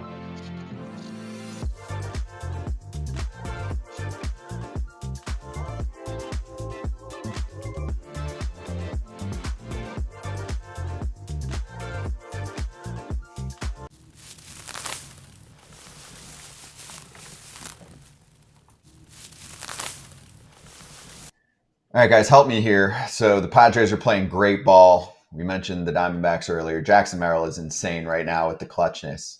But they fall on Sunday, and they're down a run. There was another comeback from San Diego. Solo home run from Kim, ties up the game off the top of the wall. Nope, just kidding. It actually hit Kyle Stowers off his glove, and that's a ground rule double. Thoughts? Two-part question here. Kratz, I know you commented on this tweet that we put up there. Right call, and should it be the right call? Because I think that's always important too. Like, you can review things. This isn't the, I don't know, whatever, some ancient scripture. Like, if we feel as if this is stupid, then let's change it. I mean, I think it should be a homer. Me too. I think it's unlucky for the team that it's against, but I think it should be a homer. But there has to be, you have to have lines and rules. Like you saw the fence there. It's like fencing, and then there's a pad at the bottom. If it hits that pad at the bottom and bounces up and hits the left fielder and it goes over, no, I don't think that's a home run. But to me, that hit the top of the fence. The fielder jumped to try to hit it, even if he was on the ground and he hit it. That doesn't matter. It went over, and so that's what I'm confused about. That's just an awful call. I don't care. There's no way to justify this call. It's a home run. Didn't hit the ground. It didn't. I mean, why is the Jose Canseco one a homer off his head then? Someone explain that to me. Nobody can explain that to me. There was one a couple years ago where the Detroit guy tried to grab it and knocked it over. That was considered a home run. I don't understand. The ball didn't touch the ground. If the ball goes and sits on top of the fence and rolls and rolls and rolls and then just falls over, it's considered a home run. If a guy jumps up and hits off his glove and it goes over the fence, it's a home run. So explain to me how this wasn't a home run. I can't figure out how this was not a home run. I can't either, and I couldn't find an explanation. I have a text out to somebody who hopefully will give me an explanation. But the only thing I can think, because you can't hit a home run off the facing of anything. It's just like you can't catch a ball off the net. I know we say, well, that's obvious, duh. But you can't catch a ball off the facing of the wall. But the top of the wall is supposed to still be in play. And to me, that's the top of the wall. I get it. If you watch it in slow motion replay, the pad, instead of it being the top of the wall, it was turned like this, so it looked like it wasn't the top of the wall. So that's the only explanation I can think of. That because there's an example of, we talked about it before. The Jose Ramirez hit a home run to left field in Detroit, and Mattook, was it Mikey Mattook? That was a player, yeah. LSU, and then He played a little played bit in the bigs, yeah. for the Rays, and then for the Tigers. He was playing left, and it hit the wall, hit the top of the fence in Detroit, and he was running back, and he jumped to try to get it because it would have bounced past him and back into the field with his bare hand, and it went right over the fence, and they called it a home run. To me, exact same play. So did they get that one wrong, or did they get this one wrong, or should they both have been home runs? To me, this is a home run. To me, it's a home run. It went over the fence. I don't understand why. What's the question? The ball went over the fence, didn't hit the ground. It's a home run. I don't get it. I don't understand. He didn't catch it. He didn't jump over. The ball went over the fence. Yeah, he hit it. Yeah, he hit the fence and knocked it over. It's just bad luck. Jose Canseco's ball wasn't going out. Hit him on the top of the noggin. It bounced over the fence. But that was a home run. That wasn't going out. Why is that a home run? This one's not. That hit Canseco first. Yeah. This hit the wall first. So what? I agree. I think it's stupid. What happens if a ball hits the top of the wall and bounces over? It's not a ground rule double. Matt Diaz. Correct. Matt Diaz. You ever see Matty Diaz where he was running back and he went to catch it? He bobbled it. He turned his glove and he tried to catch it behind him and it went right over the fence. And that was a homer. That's a homer. Yeah. No, this is bad. And if we're gonna play, super specific rule, this is not how it's built. Okay, well, immediately fix it. It's a bad call. And it cost them the game. Would have tied up the game. Instead, they fall on Sunday. Some sports books voided that game too, by the way. No way. Just so you know, they voided the game. Wow. All right. So a lot of people have spoken. That should be fixed. Maybe we'll get more of an explanation at some point. All right, let's get to fans on the field. There were many. Fans aren't supposed to be on the field. Just want to throw that out there. Want to start with San Francisco? Yes. We're not promoting this, by the way. We're showing it. No, we're demoting this. But yes. We can show it. Here's the San Francisco dude. We don't show this often. Nope. But this is big. This is like the Olympics. Ooh. Also, I mean, what happens. You get arrested and the whole deal. So I don't think we're going to be breaking any news that it's not a good idea. Was that Rowdy? Was that Rowdy going for a fly ball? AJ's line. Jason Benetti was talking about that situation there because it was Tigers-Giants. The quote, what Parker Meadows did the other night in Seattle and robbing a home run, this person was unable to do. He left something on the field. It is a wedding ring. Whoever chose that, life choices. Agreed. So got to think about that one. AJ, and then we had Chicago too. Oh, yeah, we had two in Chicago in the same half inning. Idiots. Absolutely idiots. The first guy was putting on a show, juking, and, he looked all cool, running around. The poor security guards were chasing him all over the place. And then the second guy jumped off, and he didn't make it. He didn't get up. He blew his leg out. He was on the ground. The second time I've seen this, I've told the story where a guy in Kansas City, when they used to have the rubber warning track, jumped and broke his leg, and they had to cart him off. Second time I've seen it now. And in Chicago, there's a wide gap between the fence and the field. People think it's like stands, fence, field. It's like 4 feet, 5 feet. So you got to clear that and the 8 or 9 foot wall, however tall the wall is. So it's a long jump. This dude cleared it. Bang, pow, snap on the ground, handcuffed, zip tied, onto the cart, right to jail. Will not get $200. Does not pass go. Do you feel like there were stadiums that you thought people ran on the field more at different stadiums? Was there one where you're like, I feel like every other time we come here, somebody's running on the field? Yankee Stadium, there was a bunch of guys I remember going on, but not really. There's not a ton. Yankee Stadium, I've seen a few in Boston come out of right field and run around a little bit. But there's not a ton because security guards usually do a pretty good job. And the other thing now is fans know they're going to jail when this happens. So I don't know. I don't do this. Just don't be an idiot and don't get on the field. You're just stupid. COVID, the dude climbed over the green monster, down underneath the scoreboard, and he was hanging over the bleachers during COVID. So all this was going on, and this dude's the game stopped. I don't know if you remember it, but I do kind of remember it. It was a Yankees Red Sox game in Fenway. It was crazy. I felt like Atlanta. Fans were always coming on the field, but I felt that's the freeze. He's allowed. He's allowed on the field. He's allowed, but it always was when they would do the tool race, whatever it was, the tool shed, the Home Depot tool race or whatever, and they'd open to let the tools out, and somebody had jumped behind the fence there and just gone. And those dudes, the security guards, loved it. They lived for it. They wore cleats. They were like, I wish somebody would. Terry Tate, office linebacker. You ever seen those? Yes, Yeah. just out like there that. crushing people. Look That's that what up, those dudes kids. wanted. It's from a while back, I think early YouTube days. But actually, that makes sense. I mean, dad joke, but they're like, all right, time for the tool race. And all the losers in the stands are like, oh, that's me. Everyone calls me the tool. And you jump on the field. But in all seriousness, it's ridiculous. I got to run out the field one time and crush the hammer when I played there. Oh, in Atlanta? Like when they were running, you hit the hammer? Because the drill never won. 2 bit the drill. So it was the last Right. game of the year. And I was like, oh, I'm letting the drill win. I was hurt. I got smoked in the knee the night before. And so I couldn't play. So I walked out there and I walked out of center field and they were running and I just full dropped the hammer. Like smoked them. And the other guys turned around and ran the other way. And then the drill won for the first time like ever. Wow, AJ. Do we have video of this? I need it. It's on video. You can YouTube it.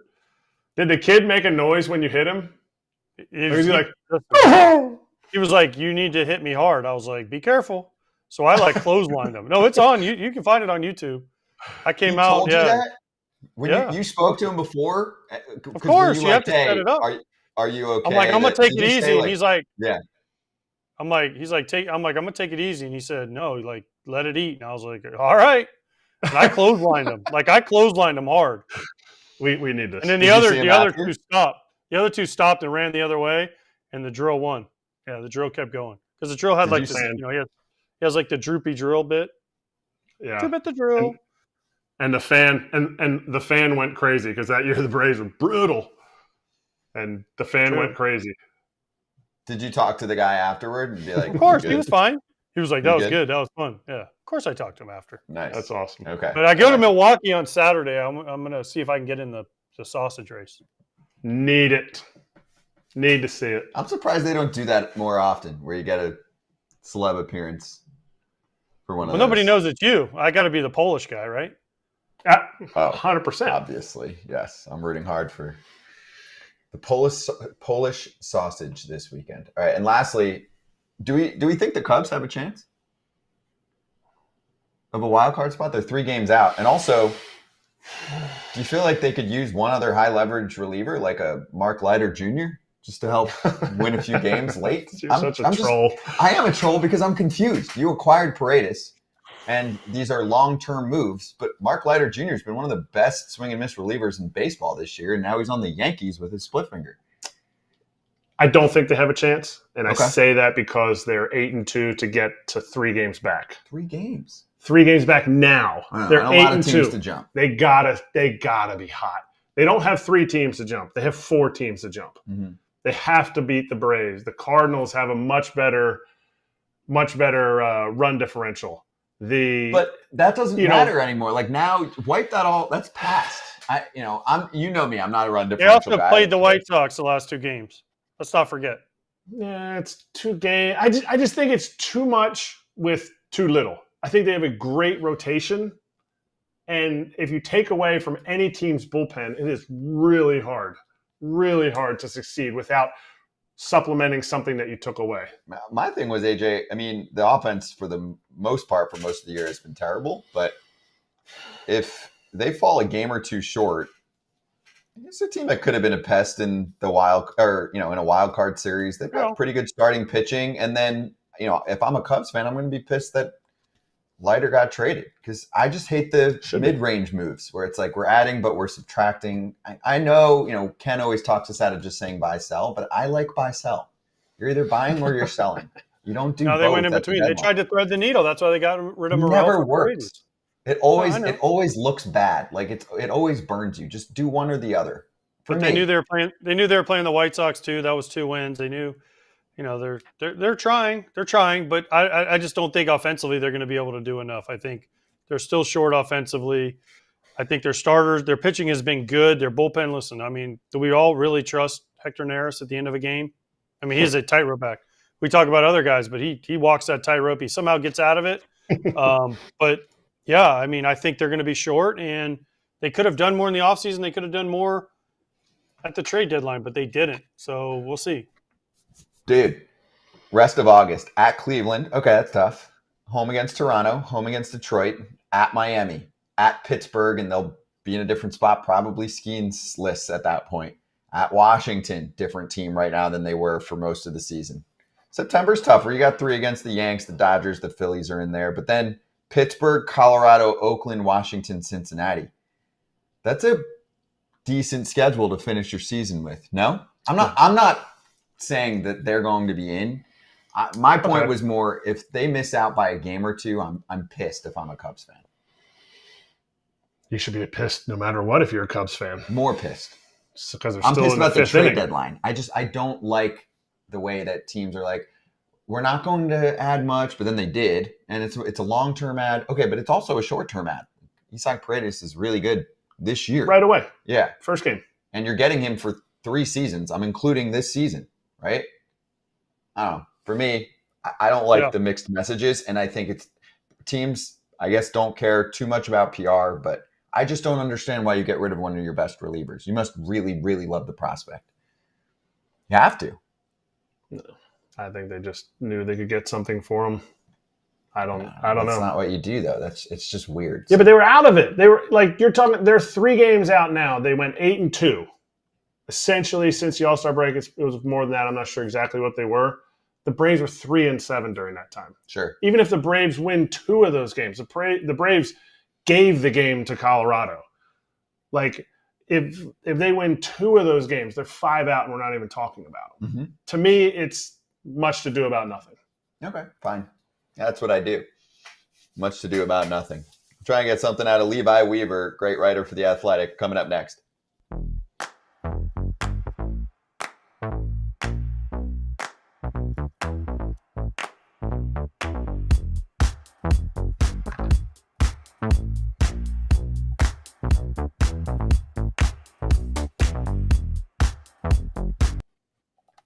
You want to talk Braves for a hot second? Sure.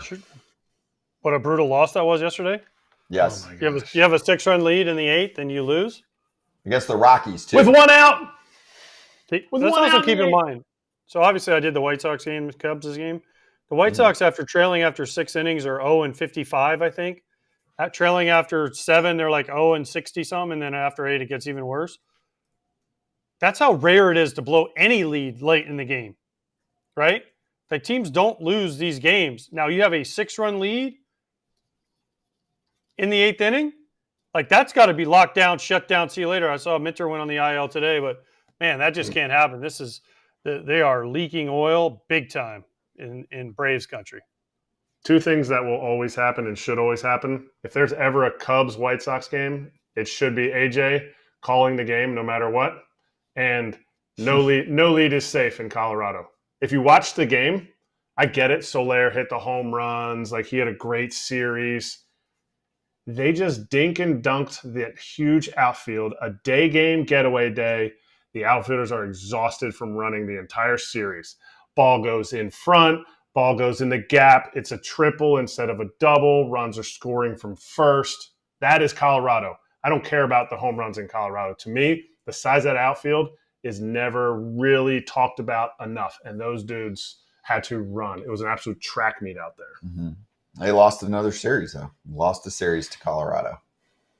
It's tough. Yeah. Some bats got going, That's always a good confidence boost. Soler had 4 homers in, a 3-game span. The Rockies Olsen should have had been a nice in on game. Soler. They should have been in on Soler in the offseason. He crushes in Colorado. He I does. know they're not going to sign Soler. Yeah, it just doesn't make sense. I don't No. know. The Rockies I'm don't lost. make sense. No. Neither did the Chris Bryant signing, but they signed him. Yeah. I don't have anything for anyone on Colorado. I really, as we always say, like the ballpark. There's a good fans there. There's great fans Good there. fans there. I always say, like, certain cities deserve better. That's one of them. Yeah, it's just a weird plan.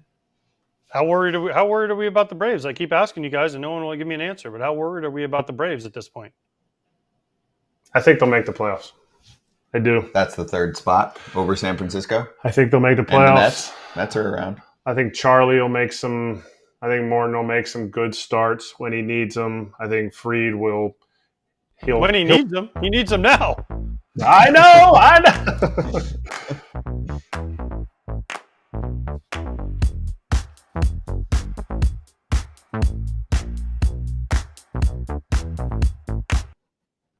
All right, we're back on FT. Levi Weaver joining us right now, writes for The Athletic, who puts together the brilliant daily windup, The Athletic free MLB newsletter that I read every morning. Ken Rosenthal's a big part of that.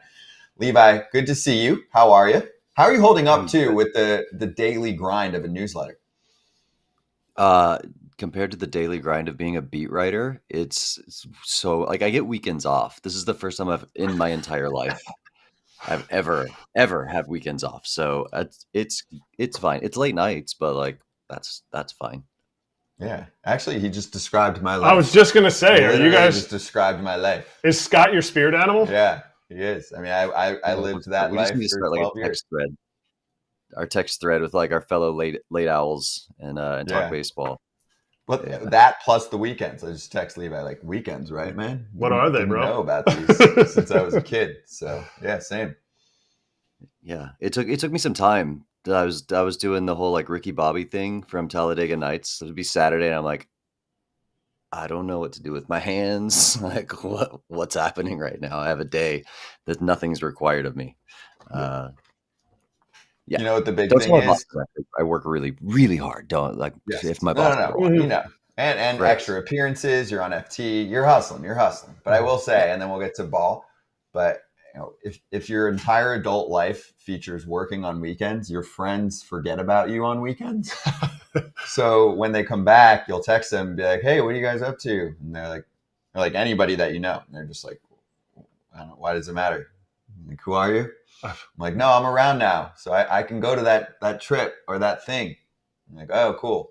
Good to see you. It's been 12 years. Anyway, let's get to ball. So let's start with the AL West battle, just because we covered a lot of NL wildcard. I want to get back to that with you. But let's start with Astros, Mariners, and how you've sized it up. And I know you've written about those two going back and forth quite a bit. But Mariners swept up the Mets this weekend, showed off their pitching. Bats started to come around. So what have you been writing about and observing in the AL West? Yeah, it's not a great division, but it has at least made for an interesting race. You know, like the Astros started off really, really bad. Had just such starting pitching depth issues. Everybody was injured. And then, you know, the Mariners just had not been able to hit at all. Their pitching was really, really good. And the bats were flailing. And so that's not a great success story. And meanwhile, the defending World Series champions, the Rangers, for once in their entire organization's history, had good pitching, and the hitting was just inept and was not doing the job. So I do think that probably the Astros, I got to give them the edge until they prove otherwise, just because they got the track record of doing it. And also because the Mariners are one of those teams that just sort of have a certain penchant for ruining the lives of their fans in the most heartbreaking way. So my guess is that the Mariners will have the lead until the last day of the season, and then the Astros will find a way to break their hearts. But yeah, it's not a good division, but at least it's interesting. Based on how the teams look now, if you said, okay, I have to pick the AL West to win the World Series, which team has the best chance? Like, if you're like, okay, I have to pick this team to go and succeed in the playoffs. To me, the easy answer is the Astros, because that's all they've ever done. They've just gone to the playoffs. They've gone to the World Series. But I have a different opinion of who I think would be the best team in the playoffs, but I want to see who you think. I think I'm right there with you, because the Mariners' rotation is so good. They've got such depth. And if you really only need kind of 3.5 starters in the playoffs, you shift a couple of those guys to the bullpen, and that is a nasty, nasty pitching staff. And all of a sudden you're winning 3-2, 2-1. I kind of feel like the Mariners are a more dangerous team in the postseason. And also don't underrate Randy Arozarena. He and Adolis Garcia appear to be cut, you know, best friends from their St. Louis Cardinals days, but appear to be kind of cut from the same cloth, and that when it's a big, big moment, they rise to the occasion. So postseason Randy plus that rotation, I think they're more dangerous in the playoffs, but I do think that the Astros are going to edge them out in the regular season. Also, Justin Turner's had some postseason success in his life too. Yeah. You know, he's getting up there in age. It was nice to see Randy and Justin, your two big additions to the lineup, both, you know, contribute big in that game this weekend. Okay, so let's go one notch lower. The defending champs. I think they're pretty Yeah. much done. Should they have Mhm. sold at the trade deadline a little bit harder, or is it too tough of a sell? I mean, you've covered this team, so was it worth it? Or from even a PR perspective, it's like you can't trade Evaldi after what he did in the playoffs last year, just throwing a name out there. But Max before he got hurt. The Rangers, since I would say 2015 was a good trade deadline for them, right? Like they brought in Cole Hamels and Jake Diekman. They had Sam Dyson on that one. I think they have had one good trade deadline since then, and that was last year when they got the pieces they need. And even that one still is going to sting because Cole Reagans is out, and that's what the price was for Aroldis Chapman. But it seems like every year, and I started covering them in 2016, every year when they had pieces to sell, it was a buyer's market. Like they got nothing for Yu Darvish. Well, we thought Willie Calhoun was going to be like maybe, but he was not like a slam dunk, right? And that's Yu Darvish in 2018 when they, or 17, I think, when they traded him. They got nothing for Cole Hamels. I'm confident saying that Eddie Butler was not the answer. And then the years when they have needed to trade for players, it seems like the price is high. This year, it looked like it was lined up for them to finally take advantage of a trade deadline, right? Like they're just out of it. They're probably not going to make it. They're definitely out of the wild card. And then all of a sudden, the Mariners and Astros are just within reach. They sweep the White Sox, which shouldn't have meant anything, but it kind of did. They're within like 2.5 games of the division. And so instead of really selling, they went out and got Andrew Chafin. They did trade Michael Lorenzen because they had too many starters. And there's no such thing as too many starters. They could really use a Michael Lorenzen now with Scherzer back on the IL, with Nathan Eovaldi now having right side tightness. I think we'll find out more about that this afternoon. It's just, yes, they should have, logically they should have traded Eovaldi. They should have traded anybody that they could. If you say Kikuchi is getting, the package that the Blue Jays got for him from the Astros, take advantage of it. Like David Robertson has been great for them this year. Kirby Yates has been phenomenal for the Rangers this year. Neither of those guys should still be on the team, and they look cooked now completely, and they'll have nothing to show for those guys. So you're right from a PR standpoint, and Chris Young is a former player, just had a taste of winning a World Series. He grew up a Rangers fan. It's like personal to him. He really, really is like competitive and wants to win. So I get it. If you're that close, you want to try and take a swing at it. And it's easy to say in retrospect, like, yeah, you should have traded off guys. You should have sold, set yourself up for the next 5 years. But yeah, hindsight being 2020 as it is, absolutely should have just cleaned house.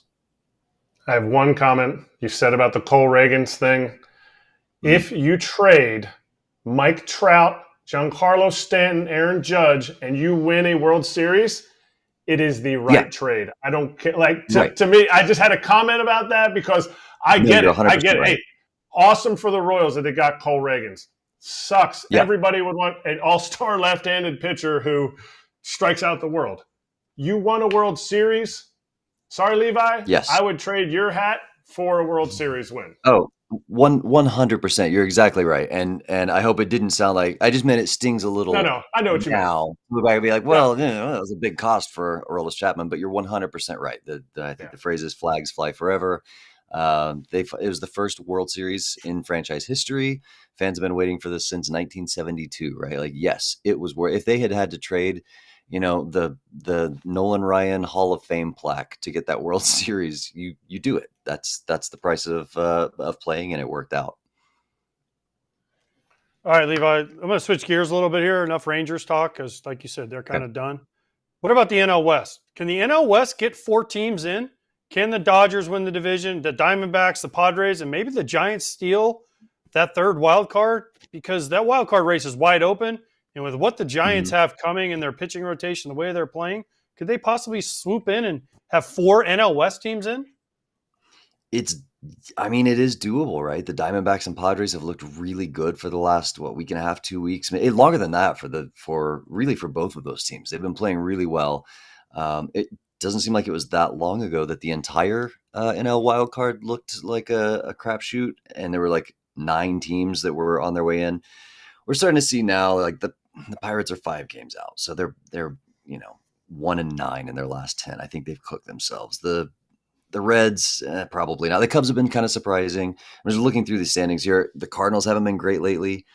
The Giants are the only team that is not the Diamondbacks or the Padres that have a winning record in their last 10 games, right? The Braves are 3-7. The Mets are 4-6. The Cardinals are 4-6. The Cubs, the Cubs are behind them. They're 8-2. The Cubs have been doing all right. So it's possible.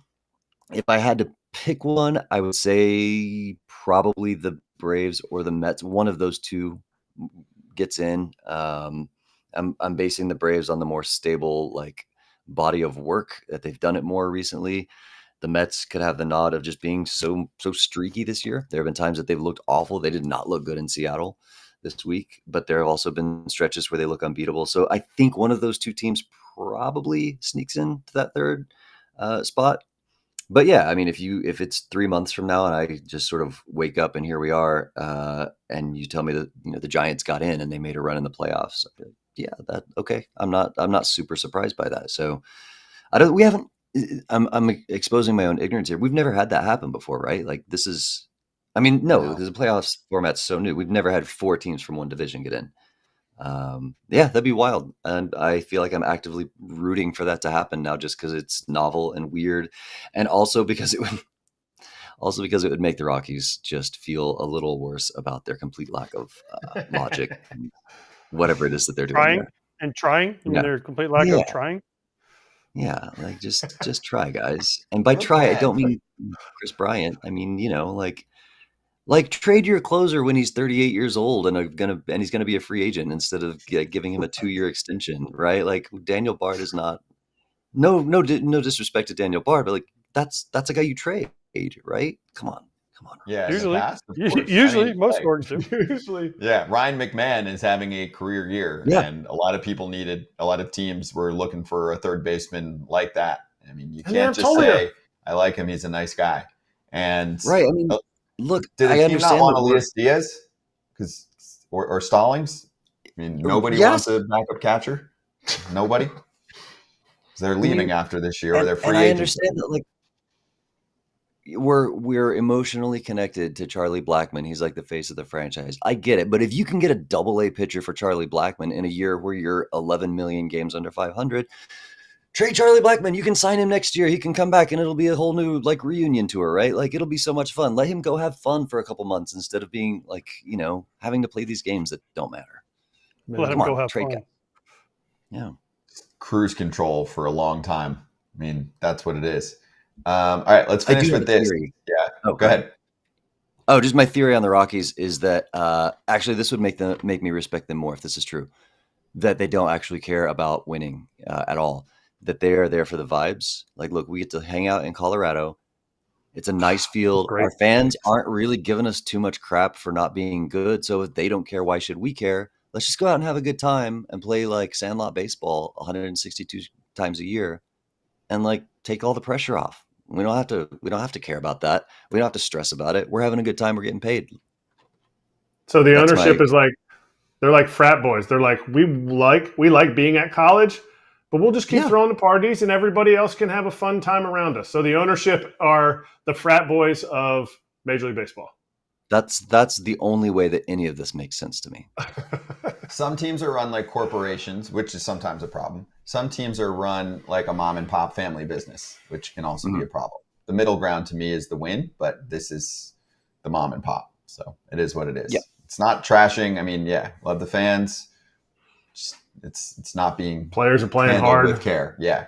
Let's finish with this. So first off, more of this, you can follow Levi at 32 EPHUS. EPHUS is EEPHUS.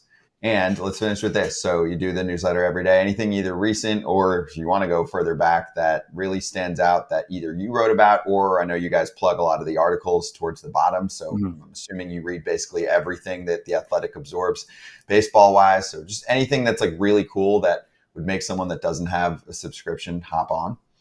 Oh, man.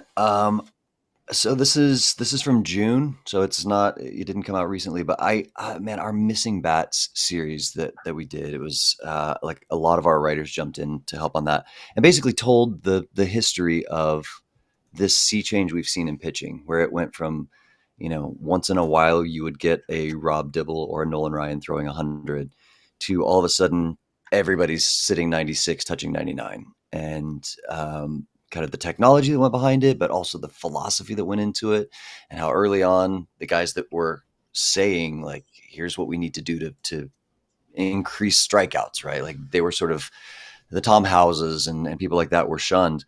And you got teams hiring like astrophysicists and like AI programmers and things, and how it has actually impacted the game. And we're seeing offense struggle this year because bats are trying to catch up to the just sheer wild progress that has been made in pitching, even in the last 10 years.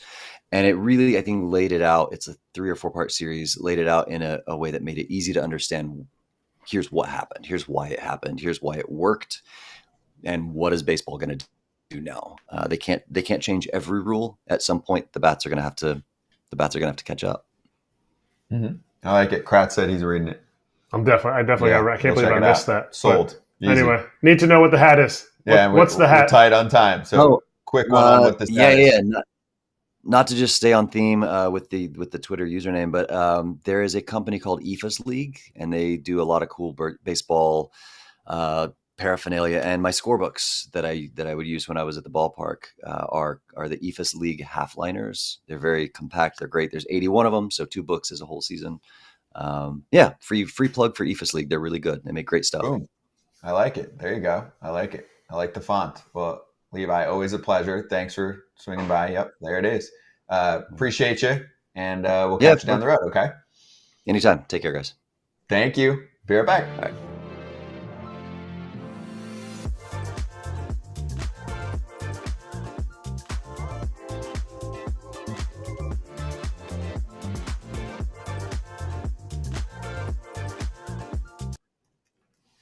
And we are back right now. Mets, Mariners, anything we learned from the weekend with that one? I know we covered it with Levi a little bit, but Logan Gilbert looked pretty damn good. Brian Wu looked pretty damn good. Obviously, that stuff's expected. When you see a little bit of a burst from the bats, it's a really good sign. Some home scoring is needed on many levels. And of course, also, I haven't looked at the replies, but I haven't done this in a while, but I got into it with a few fans on Twitter over the weekend. I think it was Friday night late, because fans were like, how dare you? I mean, most Mariners fans are awesome. As you guys know, I watch a lot of M's games, but a few fans were like, how dare you ask Stanek about the Mariners offense, trying to get him in trouble? I'm like, you're stupid. Oh, I did see. I was like, I usually see when you get it. Yeah, I'm I saw you're that. Stupid. And they're like, you hate the Mariners. I'm like, no, I talk them up all the time. You clearly don't watch the You're a show. loser. Get out of my face. I was actually really nice. I was like, I think you're just misconstruing this. But anyway, AJ, sometimes I can't resist. When it was like so obvious they're giving me a softball, I'm like, no, you just don't watch the show. Sorry, we asked Stanek many about times the I want to say ballpark. things and I don't. There are many times when I want to say things to people and I don't. So I get it. Yeah. But anyway, I really good get for it. them though. Yeah, I know you get it way more than little old me. But anyway, I was impressed though. Like you need to see something, and when it's Randy and Justin for one of those games carrying them, the 2 new dudes, I think that shows a lot, right? Like the team, the pitching staff especially was like, yo, you better do something at the deadline, and they did, and then you want to see those guys perform. They did Also, go ahead, Jake. oh, I was gonna say, every time we get high on the Mets, they go out and do this, score 1 run in 3 games, and you're like, wait, what happened to the Mets? We just pumped them up to be this great playoff worried juggernaut, and then boom, 1 run in 3 games. It's like, what happened? West Coast trip. Sometimes that West Coast trip just gets you into a bad rut. It's like when I'm nailing my bets and then I hit the All-Star break and I just forget how to research. To pick a winner. They lost the Angels series. They did win the Rockies series, but it was a little dicey. They were close on the second game, and that would have been a loss on this series, and then they got swept just now. So anyway, that is the wonderful NL wild card. All right, so we'll swing. And Julio's coming back too. Julio just came back on Sunday. Yeah, That's big for the Mariners. Is big. Yep. Ride the wave. Yeah, and less pressure on him, presumably. So we'll see. Kind of stays in the zone a little better. plate discipline wise. We'll see. Anyway, injuries suck next, and we'll do our locks.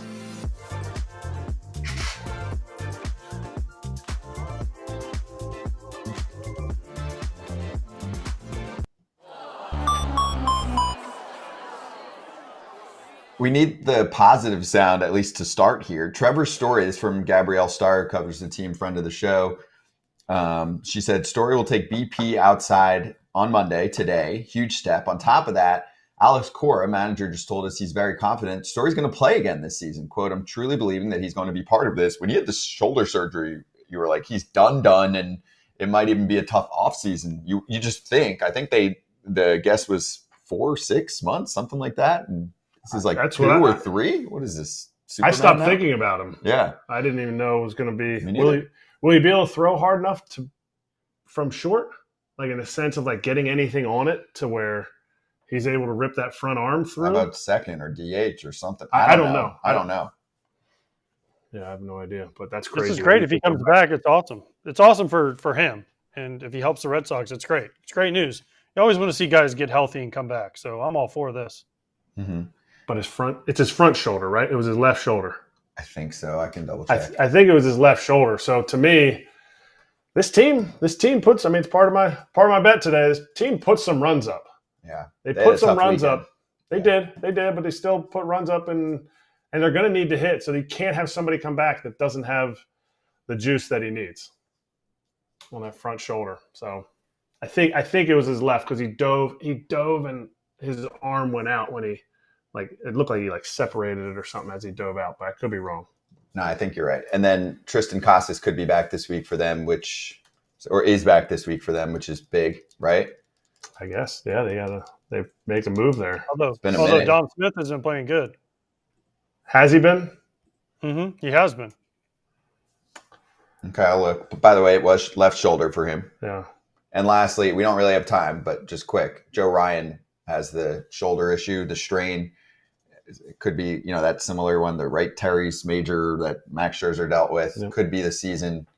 It's not good. I was listening to who was it, Thad Levine say Paddock's going to come back. Actually, probably could be long reliever or something. Although they might need him to start. I just don't know if they can build him up. But Joe Ryan's had a really solid year.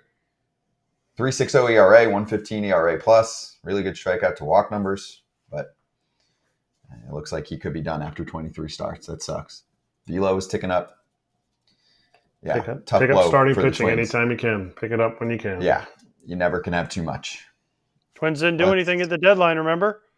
They got Trevor Richards, who was terrible, then actually picked up a key save in game 2 of the doubleheader. But still, I mean, you got to do more than that. It's the players were pissed.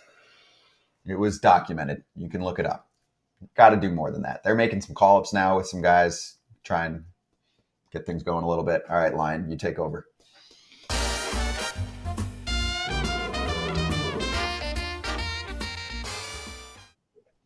All right, quickie locks. So I picked up a dub. Eflin Little was what I thought it was going to be, or Littell, sorry. And AJ, you got half your lock, so you got some. I got half of mine. Yeah, that got rained out. Yeah, I won 50, or I won half of it, whatever it is. Yeah, we added up in the money bags. Cam and Pap lost. Pap has a pick though, so there we are with money bags, and let's run the pick for Parlay Pap, who's still up 4 figures this year.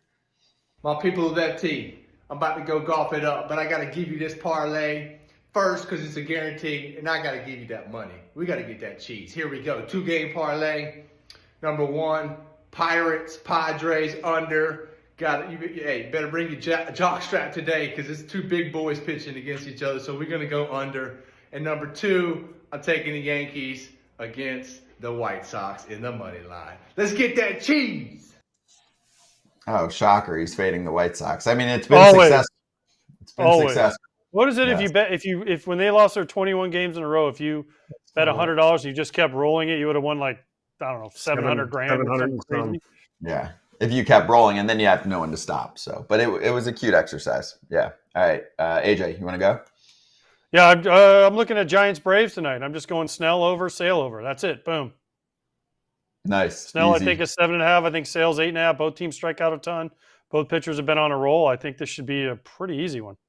Yeah, big game. Both are needed to pitch well. Both are really battling each other now, and what's going to be a good series for a wild card spot. I'll take Boston. We're both picking that game. So you've got the over. I've got the money line on a win for Bayo over Tyler Mahle and a Red Sox team that's been more competitive right now too. Yeah. Why do you think it's going to be high scoring? Because 7 of the last 7 Red Sox have gone over, and they've been scoring, and they've been kind of a little bit of a sieve in the starting rotation and in the bullpen. So I like the over. Texas has scored a lot of runs. They went into Yankee Stadium, scored, didn't come out on top necessarily, besides the one game there, but a lot of scoring here. All right, I like it. And if you are a BetMGM account holder, then you can play the swing for the fences game. If you're not, obviously you can sign up, use the bonus code FOUL to get involved on the app, and then play this game. Play as the batter, pick an area of the strike zone, see what the result is, and it could be a little favorable addition to your account in the form of parlay boost tokens, odds boost tokens, etc. All rewards expire in 24 hours. Gambling problem or concern, call 1-800-GAMBLER. Be right back.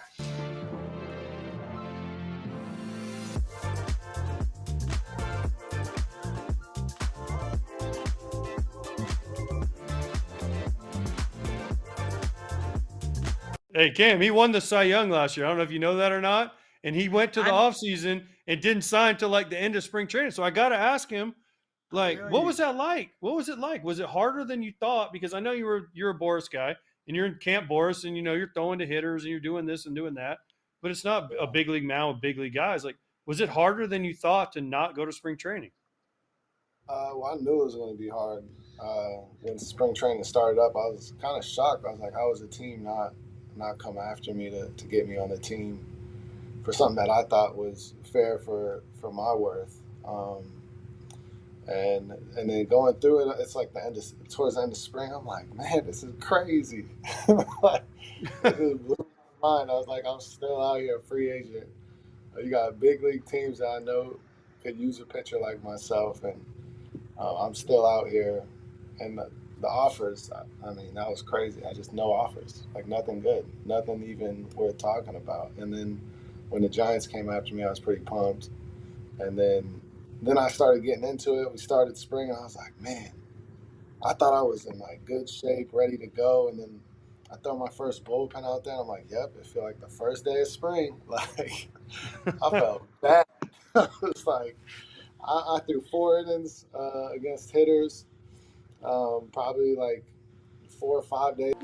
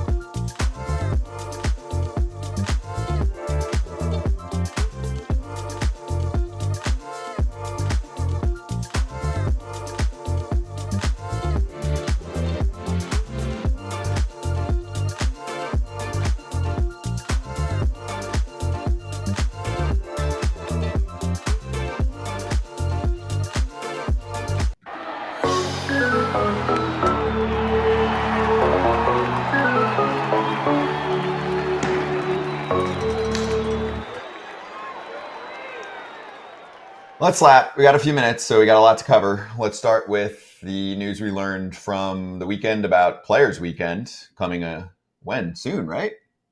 What's the dates? I guess I should have known that when I queued this up. But anyway, let's look at the hats. Last weekend in August. All right, we're going to look it up. Let's look at the hats. Kratz hats, our specialist here. So you can't customize the jersey, but You have cool numbers on the hats. That's cool. I mean, it's a consolation prize, but what do you think? It's cool. Like they did it. Like I think it's cool. Like They you did didn't. it. August 16 to 18, by the way. Go ahead. Oh, it is 16-18. Okay. Next weekend. I'll be down in Philly. I'll be down at the Phillies game that day. They like did the players choose like the font for their numbers? No way. Like it's all done by the team. Everybody's font's going to be the same. So I think it's cool. It's a ploy to sell more hats. And as a hat aficionado, I love it. Mm-hmm. I love it. Wear your favorite player on a hat. You don't have to spend $500 on a jersey. Mm-hmm. Yeah, it's cheaper. AJ? Yeah. Yeah. I mean, Not a hat aficionado. He's a I have hair lots of hats. aficionado. I have lots of hats, but here's what I think. Like it's And lots of you know, hair. I mean, it doesn't really do anything. Yeah, cool. You put a number on the side of a hat so someone has to buy one. But if the players don't get to choose anything or do anything other than their cleats, what's the big deal? Like let's open this up, man. Like there's so many other ways you could have done. Like I love the nicknames on the back and all the guys coming up with different things to do. And some guys were boring and just kept it the same. But hey, that's their personality, man. Like just putting the numbers on the side of a hat is like, hey, we can sell 7 more hats. Let's go, team. And it's social media world. They would love the creativeness on the back of the jersey. It plays now more than ever, and you get rid of it. It's only because of the uniform issues. Let's be real. That's why we do this show. We just tell it like it is. We know that it didn't get squashed because it was a bad idea. It was a good idea. Kratz hat's quick. Baseballism. Talk about a player specific hat. There isn't anybody right now that likes baseball that doesn't know who this is. Ken Griffey Jr. He's eclipsed. He's gone over all generations. Yeah, even for kids that have never watched an ounce of him, live or any of that, you still talk to plenty of guys who are swag. big The Griffey OG fans. swag. Yeah. I want to do Jason Kipnis, little video. We'll get Kip on, I think, on Friday, but he made his Savannah Bananas appearance. We knew for a while, but we didn't want to announce it. It was a surprise. Packed out Jacobs Field. Yeah. I know it's not Jacobs Field anymore. Progressive. It's Jacobs Field. It's my insurance. And my guy just gets a rip. Like he gets a rip back up the middle. There's a bunch I got to get on him about. But I heard Corey Kluber was there too. Yeah, Klubot. Probably was talking a lot. It's cool. And then he got pinch ran for. This is what I need to ask Kip about. You got 10 seconds on this show. What? That's it. You got pinch ran for? Can't get pinch run for. Nah, I mean, he wanted to get the ovation on the way out. Anyway, Luke Weaver's joining the show on Tuesday. Ken Rosenthal's back tomorrow, too.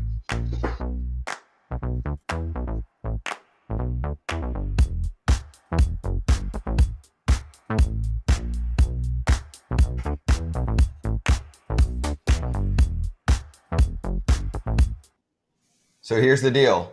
You always get rewarded if you stay for the extra few minutes on FT. AJ told the story about his altercation that was staged with the Hammer in Atlanta.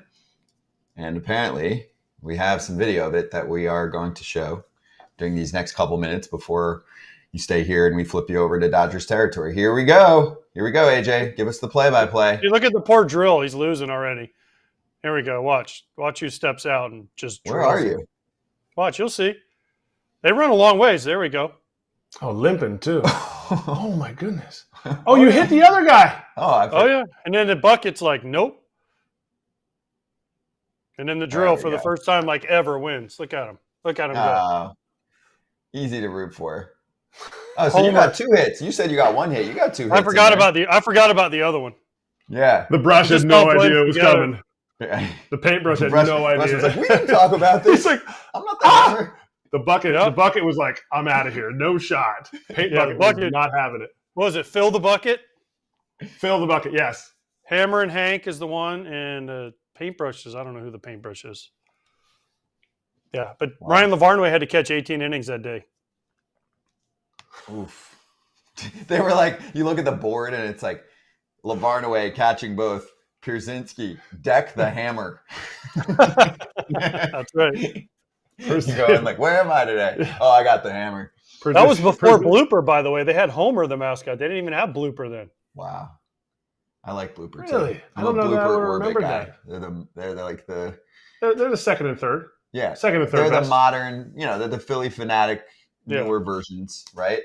Hey, they 2.0. needed Chief Nakahoma. Remember him out back in the day when he used to sit out in the left field with the teepee and come out and they'd hit a home run and then I don't think they do that anymore. No. no, they don't do that anymore. But I did get to meet Chief Nakahoma when I played there. He came in. And Really?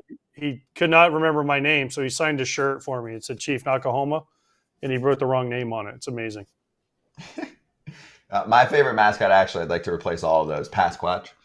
Just for one guy to get on base or do something. I don't know. It's just it's so well done.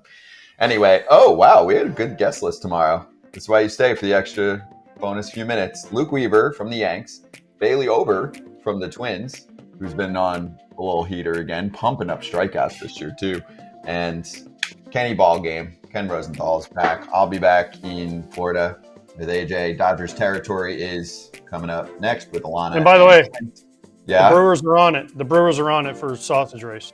let's go. All right. Friday night. We got to It'll be bring Friday someone out night. there to make sure we document the whole experience. But anyway, and Pinstripe Territory, go check it out. Congrats, Derek and the Yanks crew. We'll see you on Tuesday.